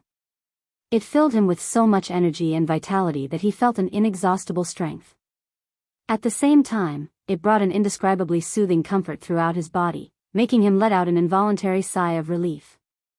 This medicinal power diffused within Lu Changxing, washing over his flesh, meridians, bones, dantian, rejuvenating every part of him, causing his body to shine with spiritual light. As if it was brimming with new life. For a long while, the effects of the life-extending pill dissipated. Phew! Lu Changxing opened his eyes and let out a long, eased breath. He just felt full of energy, invigorated to his core, refreshed and like he had been reborn. Does this life-extending pill also revitalize and strengthen the body besides extending life? Lu Changxing was somewhat surprised by the effects of the pill. He had been practicing the 100 Refinements treasure body art, making his physical body naturally extraordinary. But the recent life-extending pill had indeed made his body feel relaxed and rejuvenated, as if reborn. Could it be that I've overindulged over the years, incurring deficits and damaging my lifespan? Or does an increase in lifespan naturally bring about a richer vitality and more abundant energy? Lu Changxing pondered internally, unclear about the exact reason. After all, the physical body is one thing, and lifespan is another. He didn't dwell on it too long, knowing it to be a good thing for him. He then closed his eyes to sense the changes to his lifespan. My lifespan, has it increased by 50 years? Lu Changxing muttered to himself. He had no way to be sure of the exact number of years his lifespan had increased. But he had a vague sense that his lifespan had been extended by 50 years. This intuition was quite mysterious, he couldn't really explain it himself. Cultivators at the Qi refinement realm, as long as they don't engage in conflict and maintain their health well, can generally live past 100 years. If one breaks through to the energy refinement late stage, they can live for a couple of jiazi, that's around 120 years. As for someone like me, who never fights with others and knows how to maintain health, living to 120 should be a breeze. Now, with this life-extending pill adding 50 years to my life, it means I could live up to 170 years, almost the lifespan of a Foundation establishment cultivator.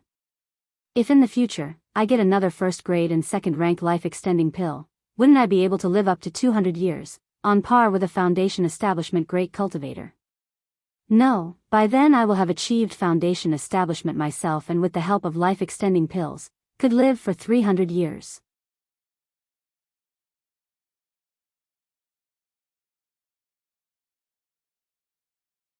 Chapter 159. These days are indeed full of hope.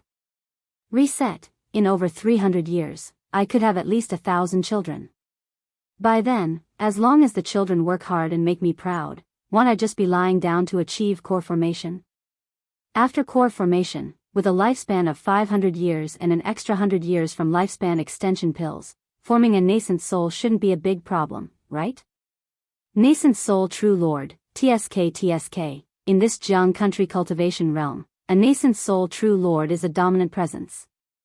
Even looking at the entire southern wilderness cultivation realm, nascent soul true lords are rare as phoenix feathers and unicorn horns. Life is indeed full of things to look forward to. But with such a long lifespan, what am I going to do with my time?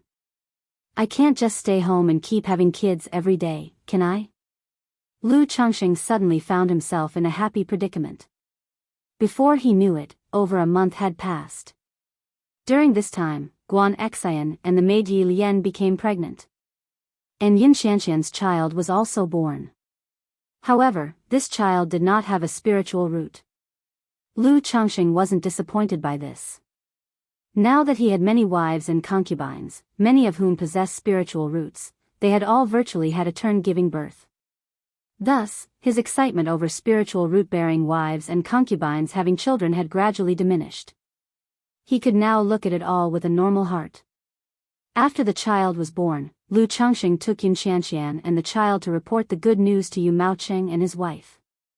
After all, not only were they Yin Xianxian's elders, they were also their matchmakers. Now that the child was born, it was only natural to pay them a visit. On hearing the joyful news, they were delighted and even hosted a small celebration with 2 tables at the Jade Meal Hall. In the meantime, Yuningrong shared a piece of inside information with Lu Changxing. She said that the Lu family ancestor had at most 10 years to live. These words gave Lu Changxing a momentary pause. Previously, when he was in the Lu family, he had vaguely heard that the Lu family ancestor was not in good health. Now that Yuningrong was saying this, it felt very likely to be true. This indicated that the situation for the Lu family was not optimistic. If no new foundation-building great cultivator emerges in the Lu family before the Lu family ancestor's demise, safeguarding the spiritual vein of Qingzhou Mountain will be very difficult. Lu Changxing thought to himself. In the cultivation world, a spiritual vein-blessed land is very important. Many loose cultivators dream of owning their own spiritual vein-blessed land, which is also considered a way to establish oneself in the cultivation world.